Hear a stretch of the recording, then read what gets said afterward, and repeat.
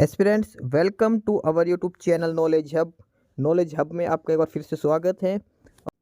Students, knowledge hub mock test series जो हम कर रहे हैं और इसमें हम करेंगे Haryana group D practice test number 10। Group D का 9 प्रैक्टिस सेट हम कंप्लीट कर चुके, 10वां प्रैक्टिस सेट है जो आज की क्लास में हम करने वाले हैं। ये प्रैक्टिस सेट जो है वो HSSC के पैटर्न पर है। जो पैटर्न HSSC दे दिया है उसी पैटर्न पर ये पेपर सेट किया गया, प्रैक्टिस सेट आपका तैयार किया गया है। इस प्रैक्टिस सेट के अंदर आपसे 100 क्वेश्चन पूछे जाएंगे और सभी का डिटेल में सॉल्यूशन आपको प्रोवाइड करवाया जाएगा। 1 बाय 1 करके 100 क्वेश्चन हम इस क्लास में सोल्व करेंगे, सेम उसी पैटर्न पर जो HSSC आपका जो फाइनल ग्रुप डी का पेपर बनाएगी उस पर। इस क्लास की पीडीएफ के लिए और भी बाकी स्टडी मटेरियल की पीडीएफ के लिए एक तो इस क्लास की पीडीएफ यानी कि जो मॉक टेस्ट है इसकी पीडीएफ, और भी अलग अलग सब्जेक्ट की पीडीएफ, पुराने मॉक टेस्ट वगैरह सभी की पीडीएफ आपको हमारे टेलीग्राम चैनल पर मिलेगी। टेलीग्राम चैनल का ये लिंक है नॉलेज हब 7900, आप डायरेक्ट सर्च कर सकते हैं डाल के, या फिर डिस्क्रिप्शन बॉक्स में भी इसका लिंक दिया गया है, वहां से भी आप क्लिक करके टेलीग्राम चैनल ज्वाइन कर सकते हैं। तो चलिए आज की क्लास में प्रैक्टिस सेट नंबर 10 हम शुरू करते हैं। 100 के 100 क्वेश्चन करेंगे 1 बाय 1, सभी का डिटेल में सॉल्यूशन देखिए। पहला प्रश्न है इसमें देखिए, यदि एक संख्या को 14 से विभाजित किया जाता है तो वह दूसरी संख्या के 10% के बराबर हो जाती है, तो पहली संख्या दूसरी संख्या के कितने प्रतिशत अधिक है। कोई भी एक संख्या जब उसको हम 14 से भाग करेंगे तो जो दूसरी संख्या है उसके 10% के बराबर हो जाती है। तो ये बताओ पहली संख्या दूसरी संख्या से कितने प्रतिशत अधिक है। तो इसमें देखो हमने पहली संख्या x मान ली, दूसरी y मान ली।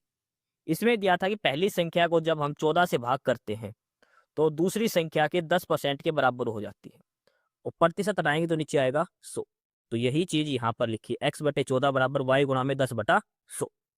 ये 1 जीरो से 1 जीरो कट गया, कितना बनेगा y/10, यानी कि x/14 बराबर y/10। y को इधर लेके आएंगे तो x/y हो जाएगा 14/10, आर पार गुणा करेंगे तो 14 ऊपर चला जाएगा, y नीचे आ जाएगा।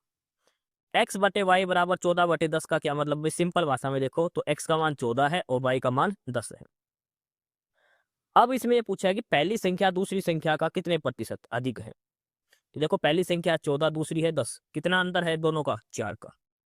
तो पहली संख्या दूसरी से कितने है, 4, और प्रतिशत पूछा दूसरी का कितना परसेंट, तो 4, दूसरी संख्या कितनी है 10, तो इसलिए 10 और प्रतिशत करने के लिए गुणा में 100, तो 4 गुणा में 10 40%।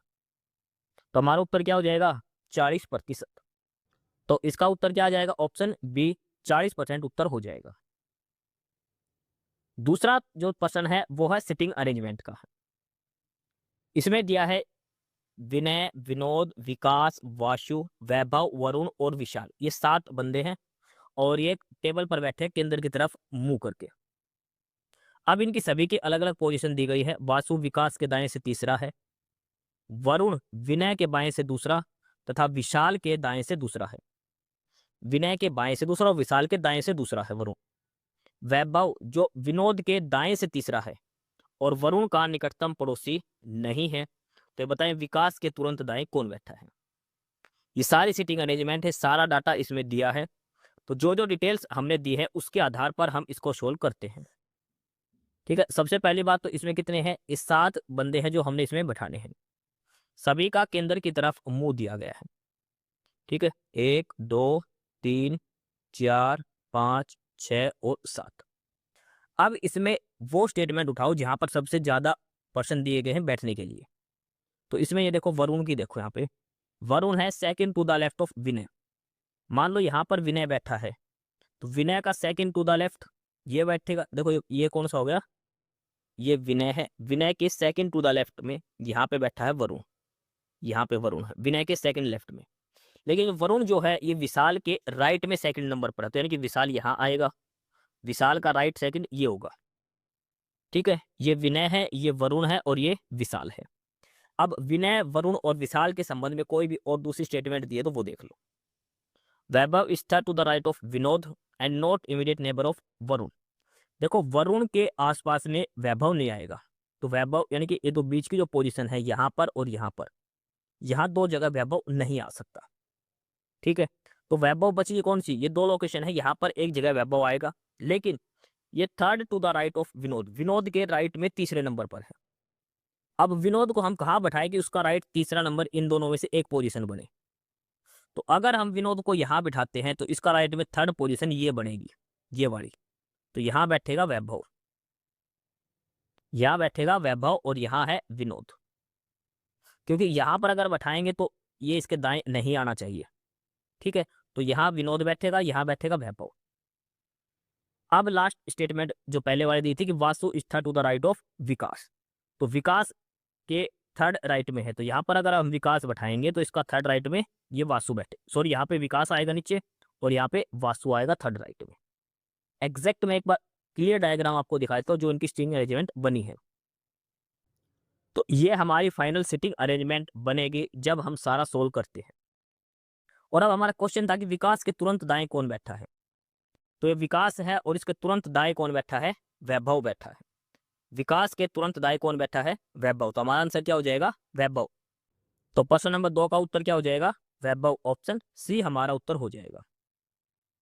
तीसरा प्रश्न दिया है कि हरियाणा पुलिस का विशेष महिला हेल्पलाइन नंबर क्या है।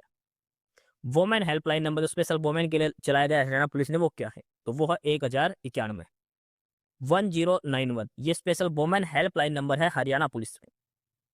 और वैसे कॉमन नंबर क्या है, 112। ऑप्शन डी आंसर होगा प्रश्न नंबर 3 का।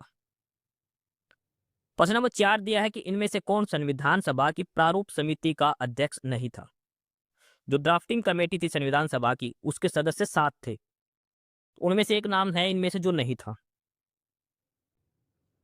देखो, भारतीय संविधान की जो ड्राफ्टिंग कमेटी थी, तो संविधान सभा ने 29 अगस्त 1947 को डॉक्टर भीमराव अंबेडकर की अध्यक्षता में प्रारूप समिति यानी कि ड्राफ्टिंग समिति का गठन किया था और इसमें कुल 7 सदस्य थे। देखो, ड्राफ्टिंग कमेटी का गठन कब हुआ था, 29 अगस्त 1947। एक बार एक पेपर में पूछा गया था, एक पेपर में ये 29 अगस्त 1947 को ड्राफ्टिंग कमेटी यानी कि जो प्रारूप समिति है उसका गठन किया गया। 7 सदस्य थे और अध्यक्ष कौन थे इसका, डॉक्टर भीमराव अंबेडकर। 7 सदस्य थे, डॉक्टर भीमराव अंबेडकर इसके अध्यक्ष थे। एम गोपाल स्वामी अयंकर, कृष्णा स्वामी अय्यर, के एम मुंशी, मोहम्मद सादुल्ला। इसके अलावा 2 और हैं, एक थे एन माधवराव जो बी एल मित्तर के स्थान पर थे, और एक है टी कर्मचारी। पहले लिया गया था डीपी खेतान को, लेकिन इनकी मृत्यु के बाद इसमें शामिल किया गया था टी कर्मचारी को। तो ये 9 के 9 नाम ने याद रखने। 7 तो ये सदस्य, 2 और थे, एम एल बी एल मित्तर और डीपी खेतान भी। ये सारे वो लोग हैं जो संविधान सभा की जो ड्राफ्टिंग कमेटी थी उसके सदस्य थे ये। तो इसमें देखो, अंजी अयंकर भी थे, के मुंशी भी थे, मोहम्मद सादुल्ला भी थे, लेकिन बी एन राव जो है वो संवैधानिक सलाहकार थे, ड्राफ्टिंग कमेटी के सदस्य नहीं थे। तो ऑप्शन सी इसका आंसर हो जाएगा प्रश्न नंबर 4 का। प्रश्न नंबर 5 दिया कि कौन सा शब्द जातिवाचक संज्ञा नहीं है। जातिवाचक जो व्यक्ति किसी पूरी जाति को दर्शाए, किसी व्यक्ति विशेष को ना दर्शाए। जैसे बगुला बोल दे तो सारे बगुली जाति शामिल है, लड़का बोल दे तो सारे लड़के शामिल है, डाकू बोल दे तो सारे डाकू शामिल। लेकिन आनंद ये किसी व्यक्ति विशेष का नाम है, आनंद, समझिए। जैसे राम, मोहन, ये किसी व्यक्ति विशेष का नाम है, इसलिए ऑप्शन डी इसका आंसर हो जाएगा प्रश्न नंबर 5 का। प्रश्न नंबर 6 दिया है कि संधि का संधि विच्छेद करो। संधि का ही संधि विच्छेद कर दिया, तो संधि का संधि विच्छेद बनेगा सम प्लस में धी, और सम पे आएगा हलंत मैक के ऊपर, स और आधा मै प्लस में धी, ये बनेगा। और जब इनको जोड़ेंगे तो ये मै कट के ऊपर बिंदी वाला आधा न बन जाएगा, संधि। ऑप्शन सी इसका उत्तर हो जाएगा प्रश्न नंबर 6 का। प्रश्न नंबर 7 है कि कौन सा एटम का भाग नहीं है, which of the following is not a part of an atom. देखो, कोई भी मॉलिक्यूल इसका सबसे छोटा पार्टिकल होता है एटम। एटम के अंदर 3 चीज पाई जाती है। पॉजिटिव चार्ज वाले होते हैं प्रोटॉन, नेगेटिव चार्ज वाले होते हैं इलेक्ट्रॉन, और जिन पर कोई चार्ज नहीं होता वो होते हैं न्यूट्रॉन। ठीक है, तो इसमें से क्या है, फोटोन। फोटोन जो है वो किसी भी एटम का हिस्सा नहीं होता। एटम में 3 चीज होते हैं, इलेक्ट्रॉन, प्रोटॉन और न्यूट्रॉन। ठीक है, एटम के अंदर ध्यान रखना, न्यूट्रॉन जो है वो इसके बाहर की कक्षा में चक्कर लगाता है, और न्यूक्लियस में क्या पाया जाता है, प्रोटॉन प्लस न्यूट्रॉन। ये चीज ध्यान रखना। तो इस प्रश्न का ऑप्शन डी उत्तर होगा प्रश्न नंबर 7 का, फोटोन। प्रश्न नंबर 8 दिया है, एक निश्चित भाषा में लेट इट बी को लिखा गया है ये, बी द चेंज इसको लिखा गया है ये। तो ये बताओ बी ई को क्या लिखा गया है। एक निश्चित भाषा में दिया। देखो अब इसमें से दोनों में कॉमन क्या है, लेट इट बी और बी द चेंज। तो इन दोनों में कॉमन क्या है, बी ही कॉमन इन दोनों के अंदर, बी ई बी ई। तो अब इनका जो नाम लिखा गया है इसमें से देखो कॉमन क्या है, तो दोनों में कॉमन है एस डी, एस डी। तो बी ई को क्या लिखा गया है, एस डी करके, बी ई को क्या लिखा गया है, एस डी लिखा गया है। ऑप्शन डी उत्तर हो जाएगा। और इसके बाद आगे है प्रश्न नंबर 9। इसमें दिया है कि निम्नलिखित में से कौन सी प्रकृति में अनुचुंबकीय है, यानी कि पैरामैग्नेटिक है। देखो 3 प्रकार के मैग्नेटिक इफेक्ट होते हैं, डायामैग्नेटिक, पैरामैग्नेटिक और एक होता है फेरोमैग्नेटिक। तो इसमें से पूछे इनमें से पैरामैग्नेटिक कौन सा है, आयरन, हाइड्रोजन, ऑक्सीजन या फिर नाइट्रोजन। इसका जो सही आंसर आएगा वो आएगा ऑक्सीजन। ऑक्सीजन प्रकृति में पैरामैग्नेटिक है, यानी कि अनुचुंबकीय होता है, क्योंकि मॉलिक्यूलर ऑर्बिटल थ्योरी यानी कि आणविक कक्षक सिद्धांत के अनुसार उसमें 2 अनपेयर इलेक्ट्रॉन होते हैं।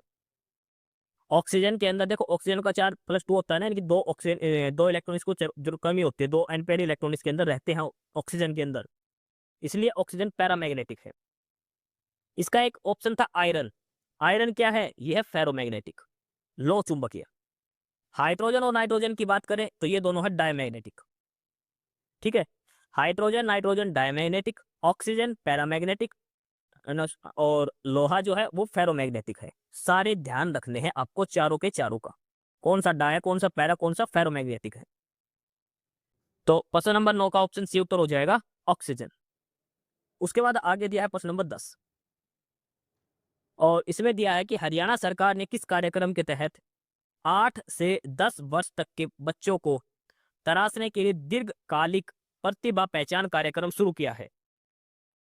हरियाणा सरकार ने किस कार्यक्रम के तहत 8 से 10 साल के आयु के जो बच्चे हैं उनको तराशने के लिए एक लंबे समय की प्रतिभा पहचान कार्यक्रम शुरू किया गया, वो तो क्या है, तो वो कार्यक्रम है मिशन ओलंपिक 2036 विजयी भव। देखो मिशन ओलंपिक 2036, समझ रहे हो क्या बात, आज से 10 साल बाद की बात चल रही है। 2026 का जो ओलंपिक होगा उसके लिए 8 से 10 साल के बच्चों को, टैलेंटेड बच्चों की पहचान, उनकी खोज करी जाएगी, उनको सिखाया जाएगा 10 साल तक। ऑप्शन डी उत्तर होगा मिशन ओलंपिक 2036 विजयी भव। प्रश्न नंबर 11 की क्षेत्रफल के अनुसार निम्नलिखित राज्यों का अवरोही क्रम लिखो। एरिया के हिसाब से पहले सबसे बड़ा, फिर उससे छोटा, फिर उससे छोटा, फिर लास्ट में सबसे छोटा। एरिया के हिसाब से किसका एरिया ज्यादा है वो पहले लिखा जाएगा। तो देखो इसमें 4 स्टेट दे रखे हैं, सभी का एरिया बात करें तो नंबर 3 पर था मध्य प्रदेश। मध्य प्रदेश का है 3,08,252 वर्ग किलोमीटर। उसके बाद है उत्तर प्रदेश, इसका है 2,40,928 वर्ग किलोमीटर। आगे है आंध्र प्रदेश, इसका है 1,62,968 वर्ग किलोमीटर। और लास्ट है बिहार, इसका क्षेत्रफल है 94,163 वर्ग किलोमीटर। तो पहले पर आएगा तीसरा, फिर आएगा चौथा, फिर पहला और फिर दूसरा, 3 4 1 2। तो प्रश्न नंबर 11 का ऑप्शन डी उत्तर हो जाएगा 3 4 1 2। इस क्लास की पीडीएफ के लिए तथा और भी स्टडी मटेरियल की पीडीएफ के लिए आप हमारा टेलीग्राम चैनल ज्वाइन करें, नॉलेज हब 7900, नीचे वीडियो को डिस्क्रिप्शन बॉक्स में लिंक दिया है, या फिर टेलीग्राम चैनल पर आप सर्च कर सकते हैं ये लिंक डालकर, नॉलेज हब 7900 करके। बहुत सारा स्टडी मटेरियल, बहुत सारी पीडीएफ आपको नॉलेज हब टेलीग्राम चैनल पर दी जाएगी। आगे प्रश्न नंबर 12, महंगी या दुर्लभ मुद्रा, इंग्लिश में बोलते हैं डियर मनी, से तात्पर्य है उस धन से जो खालिस्तान के कारण प्राप्त करना कठिन है। देखो हिंदी में अगर पढ़े तो समझ में आ जाएगा, महंगी या दुर्लभ मुद्रा, भाई ऐसा पैसा जो महंगा हो या फिर बहुत मुश्किल से मिले। लेकिन इंग्लिश में इसको दिया गया डियर मनी। अगर आपसे पेपर में पूछेगा तो पेपर में डियर मनी यही टर्म लिखी आएगी। डियर मनी क्या है हिंदी में भी, तो डियर मनी वो होता है जहां पर ब्याज की दर बहुत ज्यादा होती है, ब्याज की दर बहुत ज्यादा होती है। देखो हिंदी में यहाँ से हम पढ़े थे, यहाँ से क्लियर समझ में आ रहा है। दुर्लभ मुद्रा फिर महंगी मुद्रा मतलब जहां पर रेट ऑफ इंटरेस्ट ज्यादा होती है। ऑप्शन ए आंसर हो जाएगा, बहुत अच्छा प्रश्न इकोनॉमिक्स का ये। इसके बाद आगे है प्रश्न नंबर 13। प्रश्न नंबर 13 दिया है, अशोक ने बौद्ध होते हुए भी हिंदू धर्म में आस्था नहीं छोड़ी, इसका क्या प्रमाण है। अशोक जो है उसने बौद्ध धर्म अपना लिया, लेकिन फिर भी उसने हिंदू आस्था नहीं छोड़ी, इनमें से क्या प्रमाण है। तीर्थ यात्रा, मुक्ति में विश्वास, या फिर उसको देव नाम पिया का टाइटल मिला था, या फिर उसने पशु अस्पताल खोले थे। अशोक ने बौद्ध होते हुए भी हिंदू धर्म में आस्था नहीं छोड़ी थी। तो इसका सही आंसर है देवनाम प्रिय का शीर्षक। अशोक ने एक उपाधि ली थी देवनाम प्रिय की, इसका अर्थ है देवताओं का प्रिय। यह उपाधि वैदिक या हिंदू देवताओं में आस्था को दर्शाती है, जिससे पता चलता है कि अशोक ने बौद्ध धर्म अपनाने के बाद भी अपना पारंपरिक पूर्वजों की मान्यता और ब्रह्मांडीय संबंधों को बनाए रखा। ठीक है, देवनाम प्रिय किसकी उपाधि थी, उससे पता चलता है कि देवताओं का प्रिय। तो प्रश्न नंबर 13 का ऑप्शन सी उत्तर हो जाएगा, टाइटल ऑफ देवनाम प्रिय था, इसकी वजह से पता चलता है कि उसकी हिंदू धर्म में आस्था थी। प्रश्न नंबर 14 है, मिट्टी की बारात रचना के रचनाकार कौन है? मिट्टी की बारात, ये हिंदी के प्रश्न है, ध्यान रखना। प्रसिद्ध रचना मिट्टी की बारात, और इसके रचनाकार है डॉक्टर शिव मंगल सिंह सुमन। डॉक्टर शिव मंगल सिंह सुमन है। यह उनका 7वां कविता संग्रह है, जिसे 1974 के साहित्य अकादमी पुरस्कार से सम्मानित किया गया था। मिट्टी की बारात, डॉक्टर शिव मंगल सिंह सुमन, इनका 7वां कविता संग्रह 1974 में इन्हें साहित्य अकादमी पुरस्कार से सम्मानित किया गया था। तो प्रश्न नंबर 14 का ऑप्शन बी उत्तर हो जाएगा, शिव मंगल सिंह सुमन। प्रश्न नंबर 15 है, यदि आंख का लेंस अपारदर्शी हो जाए तो आंख में कौन सा रोग रहेगा? If the eye lens become opaque, the eye disease is called. भाई आंख का जो लेंस वो अपारदर्शी हो जाए, जिसमें कुछ ना दिखाई दे, तो कौन सी बीमारी होगी? तो उस बीमारी को बोलते हैं मोतियाबिंद, इंग्लिश में बोलते हैं कैटरैक्ट। जब आंख का प्राकृतिक लेंस अपारदर्शी यानी कि धुंधला हो जाता है, तो इस स्थिति को मोतियाबिंद कहते हैं। इसका कारण प्रकाश किरणें रेटिना पर स्पष्ट रूप से केंद्रित नहीं हो पाती, जिससे दृष्टि धुंधली हो जाती है। समझ गए? जो मोतियाबिंद बीमारी है उसमें लेंस जो है वो हमारा धुंधला हो जाता है, अपारदर्शी हो जाता है। एक ऑप्शन था मायोपिया। मायोपिया को बोलते हैं निकट दृष्टि दोष। देखो नाम है निकट दृष्टि दोष, लेकिन इसमें निकट की वस्तु दिखती है पास की, लेकिन दूर की नहीं दिखाई देती, मतलब धुंधली दिखाई देती है। दूसरा है एस्टिमेट, एक देखो, एक है निकट दृष्टि दोष, एक दूर दृष्टि दोष। निकट वाले में तो निकट की दिखाई देती है, दूर की नहीं दिखाई देती, और दूर दृष्टि दोष में दूर की दिखाई देती है, निकट की दिखाई नहीं देती। एक इसमें ऑप्शन था एस्टिग्मेटिज्म। इसमें लेंस के अनियमित आकार से होता है, इसमें सभी दूरियों की दृष्टि धुंधली या विकृत हो जाती है। और एस्टिमेटिज्म के अंदर ध्यान रखना कैसा लेंस लगता है, सिलेंड्रिकल लेंस लगाया जाता है।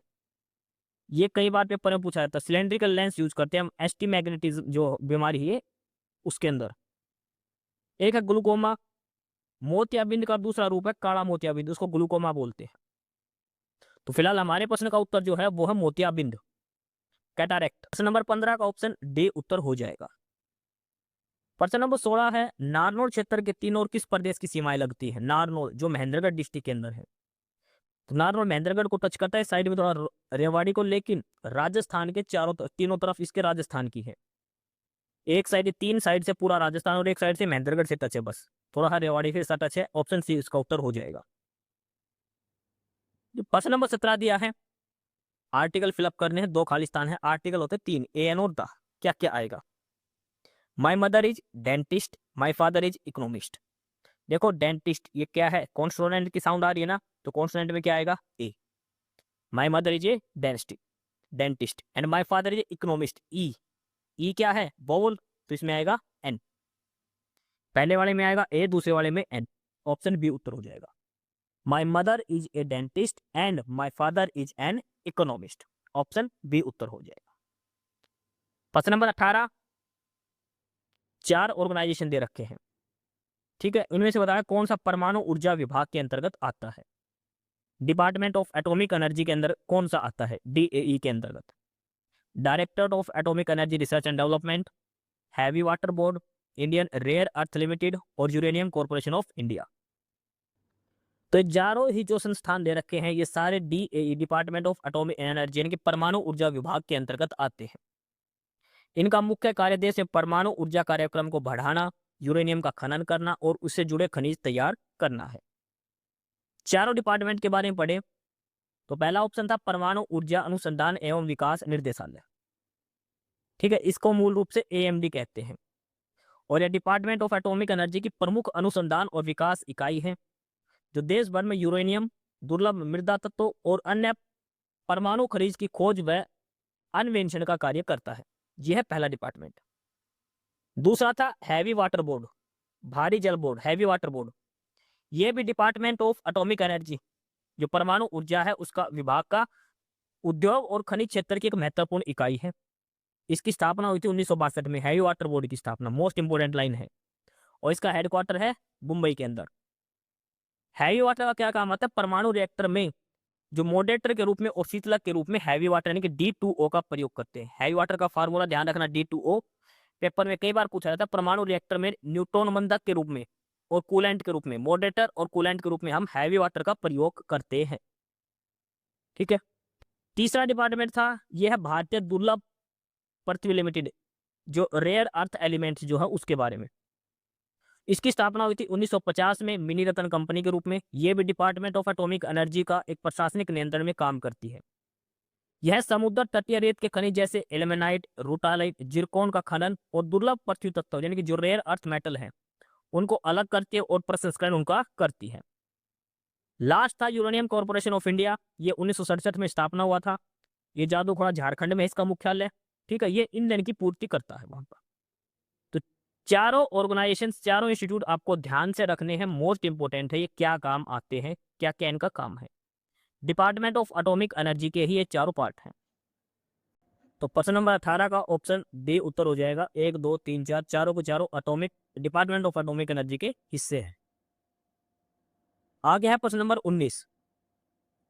हरियाणा की किस दिशा पर यमुना नदी बहती है? यमुना नदी हरियाणा की कौन सी साइड में बहती है? पूर्व, पश्चिम या उत्तर, दक्षिण? तो ये बहती है हरियाणा के पूर्वी, ईस्टर्न साइड में।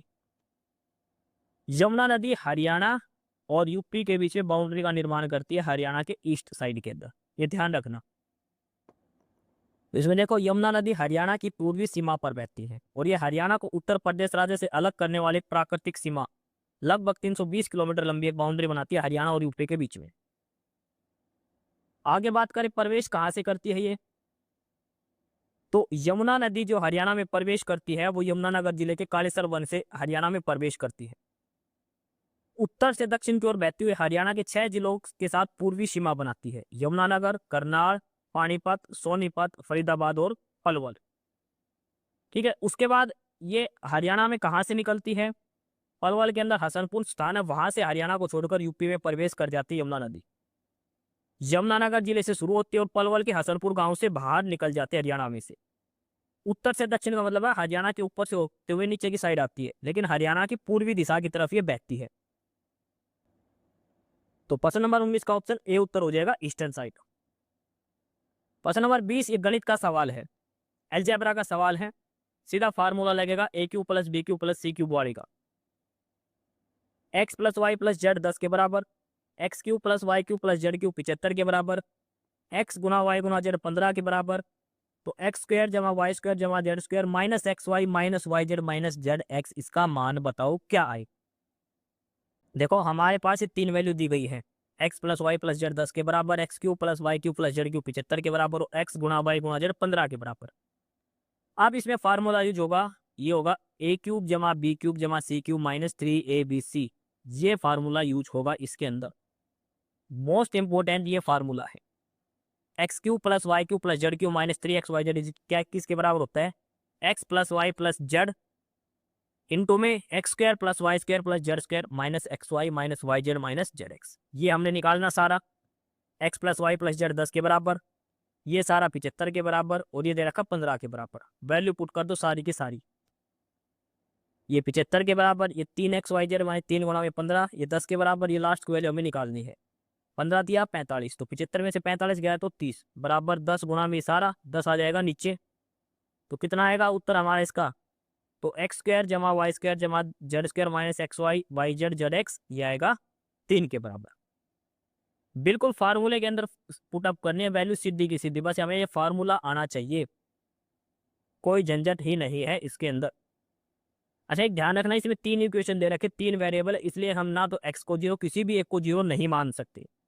अगर इसमें मान लो 2 इक्वेशन होती और 3 वेरिएबल है तो एक वेरिएबल को हम 0 मान सकते हैं, लेकिन इसमें 3 ही इक्वेशन दे रखे, 3 ही वेरिएबल, इसलिए किसी को 0 नहीं मानेंगे। तो प्रश्न नंबर 20 का ऑप्शन ए उत्तर हो जाएगा। अगला है प्रश्न, कुरुक्षेत्र जिले की शाहबाद सहकारी चीनी मिल की स्थापना कब हुई थी?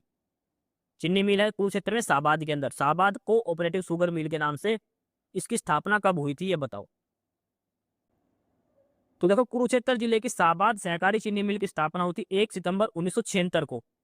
1 सितंबर 1976 को एक सहकारी समिति के रूप में पंजीकृत हुई थी ये, और इसका उत्पादन और संचालन 6 फरवरी 1985 से शुरू हुआ था। देखो 10 साल 9 साल का गैप है। 1 सितंबर 1976 के रूप में इसका रजिस्ट्रेशन किया गया था, ठीक है। और इसके काम शुरू कब हुआ था? 6 फरवरी 1985 से इसका काम शुरू हुआ था। शाहबाद सहकारी चीनी मिल, पहले इसकी क्षमता कितनी थी? 1250 टीसीडी टन प्रतिदिन थी। अब इसकी क्षमता 5000 टीसीडी हो गई है। तो इसमें पूछा कि स्थापना कब हुई थी, तो स्थापना हुई थी 1976 के अंदर। शुरू कब हुआ था? 1985 के अंदर। तो इसका उत्तर हो जाएगा ऑप्शन ए, 1976-77 के अंदर शाहबाद सहकारी मिल की स्थापना की गई थी। क्वेश्चन नंबर 22 है, इसमें बताओ किस पार्ट के अंदर एरर है। इंग्लिश का सेंटेंस है, 3 पार्ट दे रखे, कौन सा पार्ट में एरर है? इफ इट हैड स्नोड यस्टरडे, देखो हैड दे रखा है, हैड के साथ वर्ब की थर्ड फॉर्म दे रखी, बिल्कुल सही है। पास्ट की बात हो रही है यस्टरडे, इसलिए हैड किया गया है। द बॉयज वुड हैव, अब यह हो गया पैसिव वॉइस वाला, the boy would have definitely gone for skiing. सारे के सारे सेंटेंस सही है, कोई किसी भी पार्ट में एरर नहीं है, तो ऑप्शन डी इसका आंसर हो जाएगा। इसके बाद आगे है प्रश्न नंबर 23। प्रश्न नंबर 23 में दिया है, हरियाणा में पर्यटन को बढ़ावा देने के लिए दूसरी हेरिटेज एंड सिटी वॉक कब आयोजित की गई? हरियाणा में टूरिज्म को बढ़ाने के लिए हेरिटेज एंड सिटी वॉक दूसरी नंबर की, पहले नहीं दूसरी, किस डेट को आयोजित की गई थी? हुई है मई 2026 के अंदर, कौन सी डेट को आयोजित हुई थी? तो ये देखो 30 मई 2026 की बात है। हरियाणा पर्यटन निगम द्वारा एक मुहिम चलाई गई थी, आओ चले अपनी विरासत के साथ। आओ चले अपनी विरासत के साथ, ये हरियाणा टूरिज्म ने एक मुहिम चलाई थी, ठीक है। कब? 30 मई 2026 को ये मुहिम चलाई थी। इसके तहत 30 मई 2026 को राज्य के 7 प्रमुख विरासत स्थान पर हेरिटेज एंड सिटी वॉक 2026 का सफल आयोजन किया गया था। हेरिटेज एंड सिटी वॉक 2026 30 मई 2026 को ये चलाया गया था। अभियान मुहिम कौन सी थी? आओ चले अपनी विरासत के साथ। तो कहाँ कहाँ पर किया गया था? 7 प्रमुख विरासत स्थल पर, पिंजौर, मोरनी हिल्स, कुरुक्षेत्र, सूरजकुंड, रेवाड़ी, बल्लभगढ़ और एथनॉइक इंडिया राई। यहां पर हेरिटेज एंड सिटी वॉक का आयोजन किया गया था 30 मई 2026 को। किसके लिए? टूरिज्म को बढ़ावा देने के लिए। इस पहल का उद्देश्य युवा पीढ़ी और आधुनिक समाज को हरियाणा की समृद्ध सांस्कृतिक, ऐतिहासिक और स्थापत्य विरासत से जोड़ना था, ठीक है। ये तो थे दूसरे नंबर की। पहले वाली कब हुई थी? 27 सितंबर 2024 को विश्व पर्यटन दिवस के अवसर पर पहली हेरिटेज वॉक का आयोजन किया गया था। पहली हेरिटेज वॉक का आयोजन हुआ था 27 सितंबर 2024, दूसरी हुई अब 30 मई 2026 को। और हरियाणा के विरासत और पर्यटन मंत्री है डॉक्टर अरविंद शर्मा। ये हरियाणा के विरासत और पर्यटन मंत्री है। सारी बातें आपको दे दी गई है, आप आसानी से इसका स्क्रीनशॉट ले सकते हैं कि याद रखने के लिए। तो प्रश्न नंबर 23 का ऑप्शन डी उत्तर हो जाएगा 30 मई 2026। आगे है प्रश्न नंबर 24। इसमें दिया है कि किस समिति की सिफारिश पर हरियाणा राज्य का गठन हुआ था? कौन सी समिति थी जिसकी सिफारिश पर हरियाणा राज्य का गठन किया गया था? तो वो है हुकुम सिंह समिति, सरदार हुकुम सिंह समिति। तो इसमें देखो, हरियाणा राज्य का गठन सरदार हुकुम सिंह समिति की सिफारिश पर किया गया था। इस समिति का गठन कब हुआ था? 23 सितंबर 1965 को संसद में इस समिति के गठन की घोषणा हुई थी। 23 सितंबर 1965 सरदार हुकुम सिंह संसदीय समिति का गठन हुआ था। 23 अप्रैल 1966 यानी कि लगभग 6-7 महीने में हुकुम सिंह समिति की सिफारिश पर कार्रवाई करते हुए भारत सरकार ने पंजाब और हरियाणा की सीमाओं को विभाजन करने के लिए जेसी शाह की अध्यक्षता में शाह आयोग की स्थापना करी थी। सरदार हुकुम सिंह समिति की सिफारिशों के आधार पर शाह आयोग का गठन किया गया था हरियाणा सीमा की बाउंड्री निर्धारित करने के लिए, और 31 मई 1966 को इसने अपनी रिपोर्ट दी थी। इसके हिसाब से हिसार, महेंद्रगढ़, गुड़गांवा, रोहतक और करनाल ये हरियाणा के नए जिले का हिस्सा बनाना था। इसके अलावा जींद जो जिला संगरूर में था, नरवाना ये भी संगरूर में था, नरसिंहगढ़, अंबाड़ा और जिला अंबाड़ा की जगाधरी तहसील भी शामिल हुई थी इसके अंदर। 7 जिले थे हरियाणा में, ध्यान रखना, एक जींद था और एक अंबाड़ा था, ठीक है।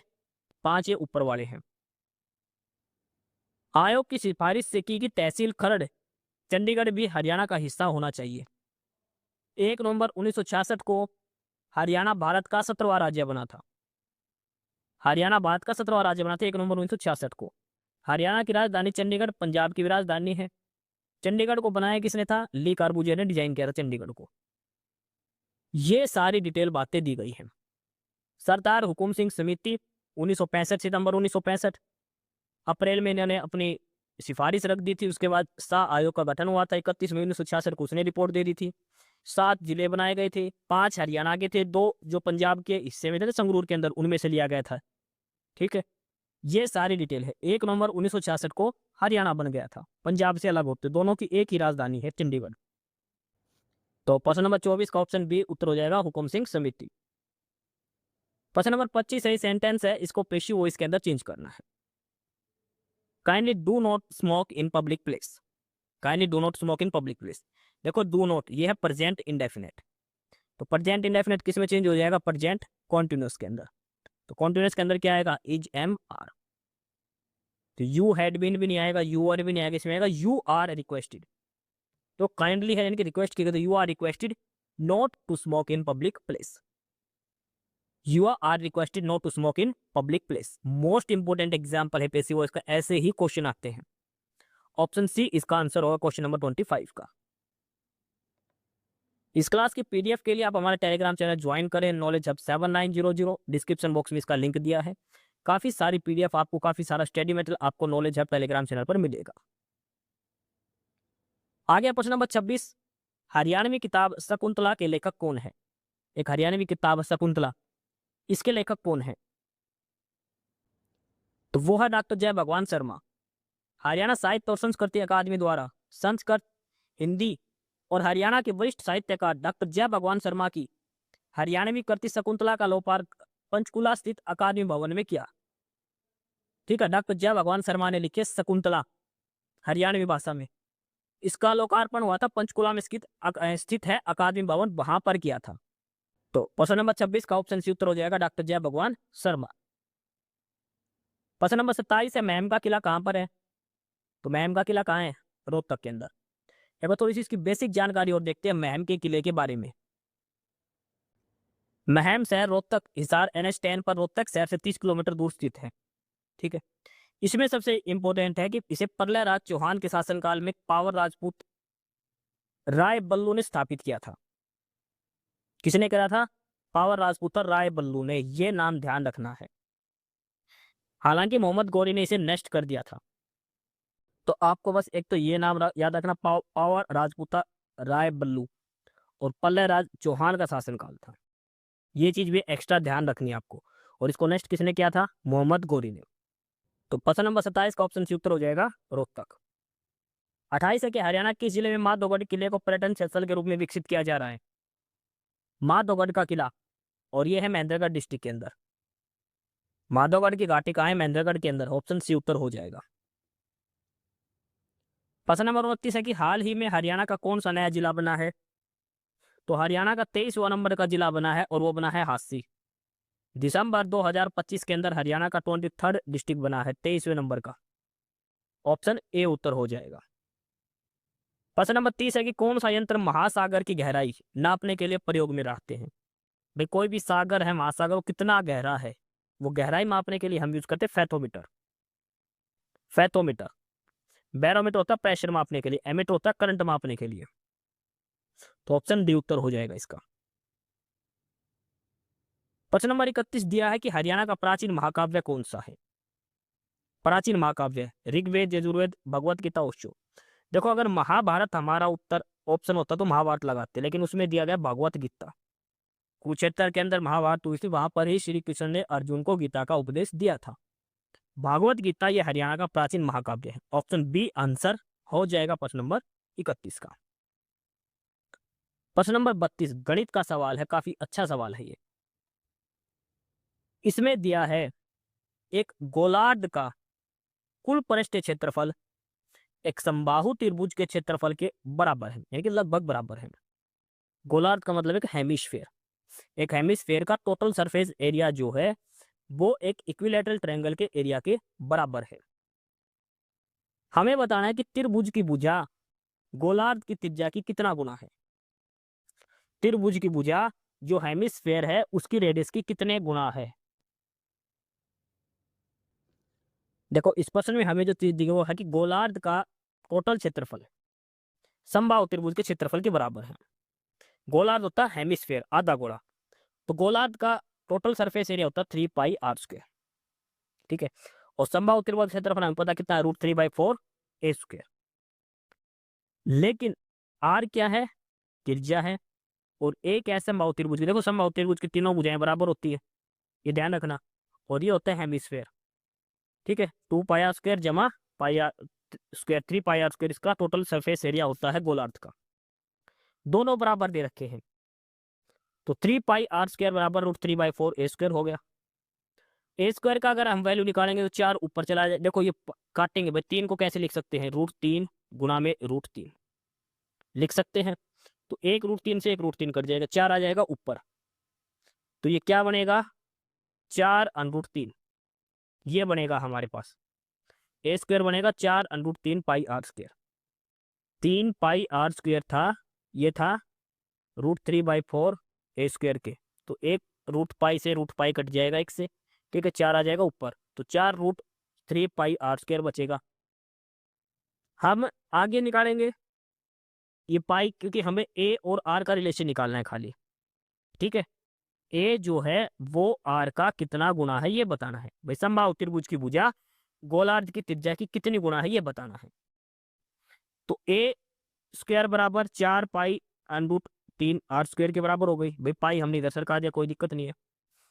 अब दोनों साइड स्क्वायर करेंगे तो रूट करेंगे तो a बचेगा, और r² का r बच जाएगा, और इस सारे के ऊपर क्या आ जाएगा, अनरूट, इसलिए हमने पाई इसके साथ लिखा था। 4π√3 था, इसके सारे के ऊपर अनरूट आ जाएगा। सारे के ऊपर अनरूट का मतलब क्या होता है, पावर 0.5 करना, तो ये हमारा आ जाएगा। समबाहु त्रिभुज की भुजा उसकी रेडियस का इतना गुना है, 4π गुना में √3, और सारे की पावर 1/2, यानी कि सारे की पावर 0.5। ये हमारा उत्तर हो जाएगा। तो इसका सही आंसर क्या आ जाएगा, यह आएगा 4π गुना में √3 की पावर 0.5। ऑप्शन डी उत्तर हो जाएगा हमारे सवाल नंबर 32 का। प्रश्न नंबर 33 देखो, काफी आसान सवाल है, समझने का सवाल है ये। एम एन के व्युत्क्रमानुपात यानी कि इनवर्सली प्रोपोर्शनल है, यानी कि m जो है वो इनवर्सली प्रोपोर्शनल है n के। तो m बराबर इनवर्सली प्रोपोर्शनल का निशान हटाएं तो k लेते हैं, k/n। m का मान जब 20 था तो n का मान था 70, यानी कि k/70। तो k का मान कितना आ जाएगा, 70 गुना में 20 यानी कि 1400। पहली जो लाइन दे रखी है m का मान 20 n का 70 है, यहां से हम k की वैल्यू निकाल लेंगे, k का मान आ जाएगा 1400। आगे दिया है यदि n 50 है तो m का मान बताओ, तो m बराबर k/n हो गया। ठीक है, k का मान है 1400, n का मान दे दिया 50, काट दो इससे, कितना आ जाएगा 28। m का मान कितना आएगा 28, ऑप्शन बी उत्तर आ जाएगा। देखो एक इनवर्सली प्रोपोर्शनल हो डायरेक्टली प्रोपोर्शनल, हम ऐसा निशान लगाते हैं, m जो है वो n का इनवर्सली प्रोपोर्शनल दिया है, अगर ये निशान हटाएंगे तो ऊपर कांस्टेंट आ जाता है कोई भी k/n। तो पहले लाइन में रखा m का मान 20 है तो उस समय n 70 है, यानी कि m 20 है तो n 70 होता है, तो यहां से k का मान आ जाएगा 1400। सेम इक्वेशन अब हम अगली वैल्यू के लिए पुट करेंगे, ऑप्शन बी उत्तर आएगा 28। क्वेश्चन नंबर 34, एक वर्ड है डिजास्टर, इसका सिनोनियम बताना। डिजास्टर होता है आपदा, भारी आपदा, बहुत बड़े, यानी कि क्लैमिटी, ऑप्शन बी उत्तर हो जाएगा। प्रॉब्लम तो बहुत छोटी चीज होती है, डिजास्टर प्रॉब्लम का बहुत बड़ा रूप होती है, क्लैमिटी, ऑप्शन बी उत्तर आएगा। प्रश्न नंबर 35 है कि हरियाणा में खान और भूविज्ञान मंत्री कौन है। Mines and geology minister of Haryana, mines and geology minister of Haryana, और वो है कृष्णलाल पंवार। कौन है, Krishanlal Panwar, option C answer हो जाएगा इसका। प्रश्न नंबर 36 देखो, इस प्रश्न को आधे बच्चे कर देंगे गलत, कैसे करेंगे मैं बताता हूं। इसमें पहली लाइन में दिया कि x और y विपरीत चिन्हों की दो संख्याएं हैं, x² अनुपात y² है वो 49:68 है, तो 5x + 6y 6x - 7y इसका अनुपात बताओ। तो यहां से बच्चे क्या करेंगे, x² अनुपात y² बराबर 64:49 यानी कि x का मान 7 ले लेंगे और y का मान 8 ले लेंगे। ये सवाल हो गया गलत, क्योंकि इसने पहली लाइन में लिख रखा है दोनों विपरीत चिन्हों की संख्या है। x अगर माइनस का 7 है तो y प्लस का 8 होगा, या फिर x अगर प्लस का 7 है तो y माइनस का 8 होगा। इनका स्क्वायर करेंगे तो 7 का स्क्वायर 49, माइनस 7 का स्क्वायर भी 49, 8 और माइनस 8 का स्क्वायर भी 64 आएगा। तो ये पहली लाइन ध्यान जरूर देनी है, विपरीत चिन्हों वाली संख्या है। अगर ये चिन्ह सेम रख दोगे तो ऑप्शन बी उत्तर बन जाएगा आपका, इसलिए ध्यान से करना है। देखो एक्स स्क्वायर अनुपात वाई स्क्वायर का अनुपात दे दिया 64 अनुपात 49 अनुपात 64, तो यहाँ से x अनुपात y आ गया 7 अनुपात 8। लेकिन इसने कह दिया x और y दोनों विपरीत चिन्ह की है, तो x का मान अगर हम माइनस 7 लेंगे तो y का मान लेगा ना पड़ेगा प्लस का 8। अब हमने निकालना था 5x माइनस 6y और 6x माइनस 7y, ये निकालना था। तो 5x की जगह माइनस 7 रखो, y की जगह प्लस का 8, सेम 6 गुना माइनस 7 और 7 गुना में 8, 5 7 35 माइनस का निशान, 8 6 48 माइनस का निशान, 6 7 42 माइनस का, 7 8 56 माइनस का, ये माइनस का 83 अनुपात माइनस का 98, माइनस से माइनस कट जाए तो अनुपात बनेगा 83 अनुपात 98। ये चीज ध्यान रखने, दोनों अलग अलग निशान के हैं, इनके एक प्लस का है एक माइनस का है। 83 अनुपात 98 हमारा उत्तर आएगा। अच्छा एक चीज ध्यान रखना, यहाँ पे माइनस है भाई, ये गलत है, ये माइनस आएगा तब 83 अनुपात 98 बनेगा हमारा। 5x माइनस 6y निकालना हमने, 5x दोनों में माइनस है भाई, दोनों में 5x माइनस 6y हमने निकालना है, दोनों साइड माइनस लेकर चलना है। प्रश्न नंबर 37 दिया है कि भारत और नेपाल के बीच जल स्वच्छता एवं अपशिष्ट प्रबंधन क्षेत्र में सहयोग बढ़ाने के लिए समझौता कहाँ हुआ था। Where was an agreement signed between India and Nepal to enhance cooperation in water, sanitation and waste management? तो ये देखो 3 मार्च 2025 को भारत और नेपाल ने अपशिष्ट प्रबंधन सहित जल स्वच्छता और स्वास्थ्य के क्षेत्र में सहयोग बढ़ाने के लिए एक MOU पर साइन किए, और समझौता हुआ था नई दिल्ली में स्थित सुषमा स्वराज भवन में। भारत के अंदर समझौता हुआ था नई दिल्ली के सुषमा स्वराज भवन में, भारत और नेपाल के बीच में, अपशिष्ट प्रबंध साथ में जल स्वच्छता और स्वास्थ्य से संबंधित। तो प्रश्न नंबर 37 का ऑप्शन बी उत्तर हो जाएगा न्यू दिल्ली। प्रश्न नंबर 38 है कि हाल ही में केंद्रीय कैबिनेट ने भारतीय रेलवे के अंतर्गत किस नए रेलवे जोन के निर्माण को मंजूरी दे दी है। रेलवे का नया जोन बनाया गया, कौन सा नया जोन है जिसको सेंट्रल गवर्नमेंट ने अप्रूवल दे दी। South coast railway zone, east coast railway zone, west coast railway zone, या फिर नॉर्थ कोस्ट रेलवे जोन। तो इसमें देखो केंद्रीय मंत्रिमंडल द्वारा भारतीय रेलवे के तहत साउथ कोस्ट रेलवे जोन यानी कि दक्षिण तटीय रेलवे के निर्माण को मंजूरी दी है। साउथ कोस्ट रेलवे जोन को अप्रूवल दे दी है कैबिनेट ने, और ये भारत का 18वां रेलवे जोन बनेगा। 17 जोन थे, वो 18वां बन गया है, और इसका मुख्यालय होगा विशाखापट्टनम आंध्र प्रदेश के अंदर। मोस्ट इंपोर्टेंट क्वेश्चन है, ध्यान रखना आपको, south coast railway zone head office है विशाखापट्टनम आंध्र प्रदेश, 18वें नंबर का रेलवे जोन है ये। तो प्रश्न नंबर 38 का ऑप्शन ए उत्तर हो जाएगा। प्रश्न नंबर 39 है द्रौपदी का चीर मुहावरे का क्या अर्थ है, तो वो है नारी का अपमान करना, यानी कि सॉरी इसका उत्तर आएगा द्रौपदी का चीर यानी कि शर्मनाक कार्य, ऑप्शन बी। प्रश्न नंबर 40 है कि राष्ट्रीय वन्य जीव बोर्ड का गठन कब हुआ। National board for wild life, इसका गठन कब हुआ था। राष्ट्रीय वन्य जीव बोर्ड का गठन 22 सितंबर 2003 को किया गया था, 22 सितंबर 2003 को। यह गठन वन्य जीव अधिनियम 1972 के तहत 2002 में किए गए संशोधनों के आधार पर किया गया था, 22 सितंबर 2003 को किया गया था। इस बोर्ड ने पहले से एक भारतीय वन्य जीव बोर्ड का स्थान लिया जो 1952 में बनाया गया था। एक भारतीय वन्य जीव बोर्ड बनाया गया था 1952, उसका स्थान लिया था इसने राष्ट्रीय वन्य जीव बोर्ड ने 22 सितंबर 2003।